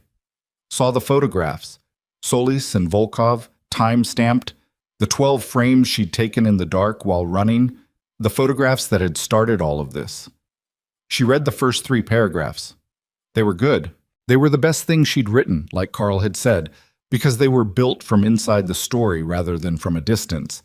And the difference between those 2 things was something that never showed up on the surface of the prose, but that readers felt without being able to explain why.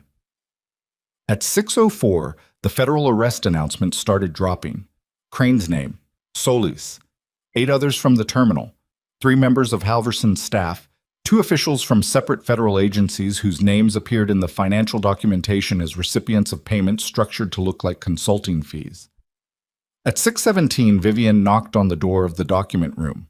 She was dressed, which meant she hadn't slept either, and she was holding her own phone, and her face had the specific quality of someone who has just watched 3 years of work become publicly visible. It's everywhere, Vivian said. I know. Vivian looked at the monitor, at the case file, at DeLuca, who had not left the room. She looked at him for a long moment with the specific look of someone deciding something. Thank you, she said, for getting me out of that facility. DeLuca nodded once. Your 3 years built the framework that Wynne needed to make the arrest hold, he said. Even with Lane in the middle of it, what you preserved was enough. Vivian absorbed this. The math of what her work had cost against what it had produced was still running, would keep running for a long time, but something in the expression on her face shifted. Not settled, not resolved, but moving in the direction of those things. She came in and sat in the chair in the corner of the room, and the 3 of them were quiet together for a while in the early morning light, which was its own kind of thing. Weeks passed, then months. The congressional hearings started in February. Rowan covered them from the press gallery, 3 rows back, notebook open, the specific professional focus of a journalist who understands that the story doesn't end with the arrest, that the arrest is the beginning of the public reckoning, which is itself only the beginning of the institutional reckoning, which takes longer than anyone wants and produces less than anyone hopes and still matters. She wrote 7 more stories in the first month alone, the Halverson network in detail, the foreign buyer relationships, the 3 federal officials arrested in connection with the payments, a long reported piece on the trafficking victims, not their trauma exploited for narrative, but their lives before, and the systems that had failed them, and the specific human cost of a criminal infrastructure that had operated in plain sight for a decade. That piece won an award. She accepted it with the specific mixed feeling of journalists who win awards for covering suffering, which is that the award is real and the mixed feeling is real, and both things are true simultaneously. Vivian went back to Washington in January. A different assignment. She'd requested a desk position, at least for a year, and her request had been granted without discussion because the people in her organization who understood what she'd been through understood what that request meant.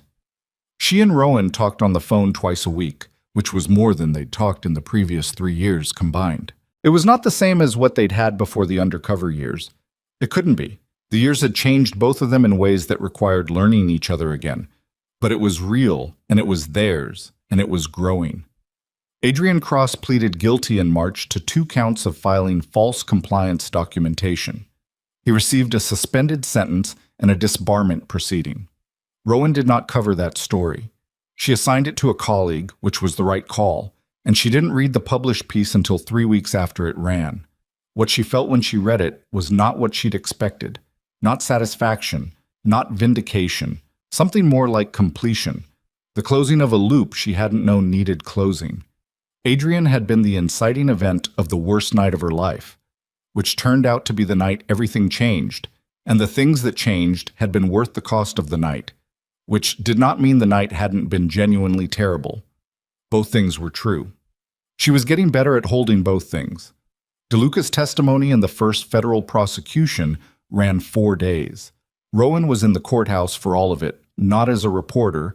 The Tribune's legal affairs correspondent covered the trial, but as a person who needed to see it. She sat in the public gallery and watched him on the witness stand and watched the specific quality of a man who has spent years maintaining a performance, finally having no performance left to maintain, just the truth delivered in the compressed, exact language of someone who has gone over it enough times that it has become structure rather than recollection. The defendant's attorney tried 3 times to rattle him. DeLuca answered each attempt with the same quality of attention he brought to everything. Complete, considered, unmoved. She watched the jury watching him. She watched them calculate, the way juries do, whether what they were seeing was performance or the real thing. It was the real thing. She could have told them that. She met him afterward in the marble corridor outside the courtroom. He looked the way he always looked after something difficult. Contained, slightly more compressed than usual, the aftermath of sustained effort made invisible by the time he reached her. 4 more this month, she said. I know. Are you? She stopped. Chose the word. Managing. He looked at her. The corridor was full of people moving in and out of courtrooms, the ordinary business of the legal system, which was slow and imperfect and necessary. Yes, he said. Then, after a pause, are you?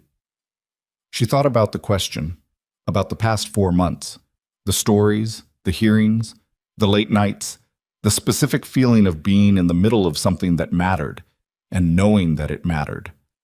About Vivian's voice on the phone twice a week, about the mornings when she woke up in her own apartment, in her own life, which looked different than it had in November and felt different, and was, she was increasingly certain, better. Yes, she said. They stood in the corridor for a moment. Around them, Chicago's legal system moved at its own pace. Outside, the city was the same city it had always been. Too large, too cold, too indifferent to individual stories, which was the thing that had always made her love it, the way you love things that don't need you. There's a restaurant, she said, in Pilsen. My colleague reviewed it last month. I've been meaning to go. Bait. He looked at her. The specific quality of his attention when he was looking at her directly was something she had catalogued over the past months without fully intending to. The way it was different from the way he looked at most things, which was already more attentive than most people. She had filed that. She had not yet decided what to do with the file. Tonight? He said. Tonight, she said. They walked out of the courthouse together into the March air, which was cold still but with the specific quality of March cold that contained something else underneath it, the first tentative suggestion of what comes after winter. The city moved around them, traffic, people, the ordinary continuous noise of a place that doesn't pause. She did not take his hand in the corridor. She did not make any of the gestures that would have meant something before they'd earned the right to mean it. But she walked beside him, and he walked beside her, and the space between them was the particular distance of two people who have been through something together that changed them and are now walking in the same direction without performing the fact that they are. Later that spring, she wrote the piece she'd been building towards since November. Not about the network, not about the arrests, not about the congressional hearings or the federal prosecutions or the victims or the institutional failures. Those stories existed, and they were good, and she stood by every word of them. This one was different. This one was about what it cost, about the people who fight things from the inside, the ones who decide that the system they're embedded in is producing a harm they can't sustain indefinitely, and who make the choice, usually the slow, unglamorous, quietly devastating choice, to dismantle it from where they stand, about what that costs them, about what it requires them to become. She didn't name him. She didn't need to. The people who needed to understand it would. She ended it with a paragraph she'd rewritten 11 times before she got it right. The truth about fighting something corrupt from the inside is that you cannot do it cleanly. You carry it with you. It changes the shape of you. And when it's over, when the thing is finally down and the evidence is filed and the testimonies are given and the sentences are handed out, you don't come out the other side clean either. You come out knowing more precisely what you're capable of and what you're willing to do, and where the line is that you won't cross regardless of the cost. And that knowledge is not comfortable, but it is in the end the only thing you actually own. She filed the piece on a Tuesday evening in April from the restaurant in Pilsen, where the food was exactly as good as her colleague had said, and the table was small and the light was warm, and the man across from her was reading the draft on her phone because she'd handed it to him and said, "Tell me if I got it wrong." He read it twice, set the phone down between them. "You didn't get it wrong," he said. She picked up her phone. She hit send. Outside, Chicago was itself. Enormous, indifferent, full of people living their lives in the specific, imperfect human way that people live lives when no one is telling the story. The lake was out there somewhere in the dark, doing what it had always done, which was nothing and everything simultaneously, the way large things do. She put her phone in her bag. She looked at the man across the table. The paper marriage had been legally dissolved in February, 2 signatures and a clerk's stamp. The specific administrative brevity of ending something that had been real in every way, except the way that the law recognizes. She had signed her copy at her kitchen table. She did not know where he had signed his. But this table, this restaurant, this specific Tuesday in April, with the window showing the street outside and the food getting cold because they'd been talking. This was not paper. This was not a strategic arrangement. This was not 2 people managing a shared problem toward a calculated conclusion. This was just 2 people who had met in the worst possible circumstances and had survived them together, choosing to be in the same place. That was enough to start with. That was, she had learned, how most real things began.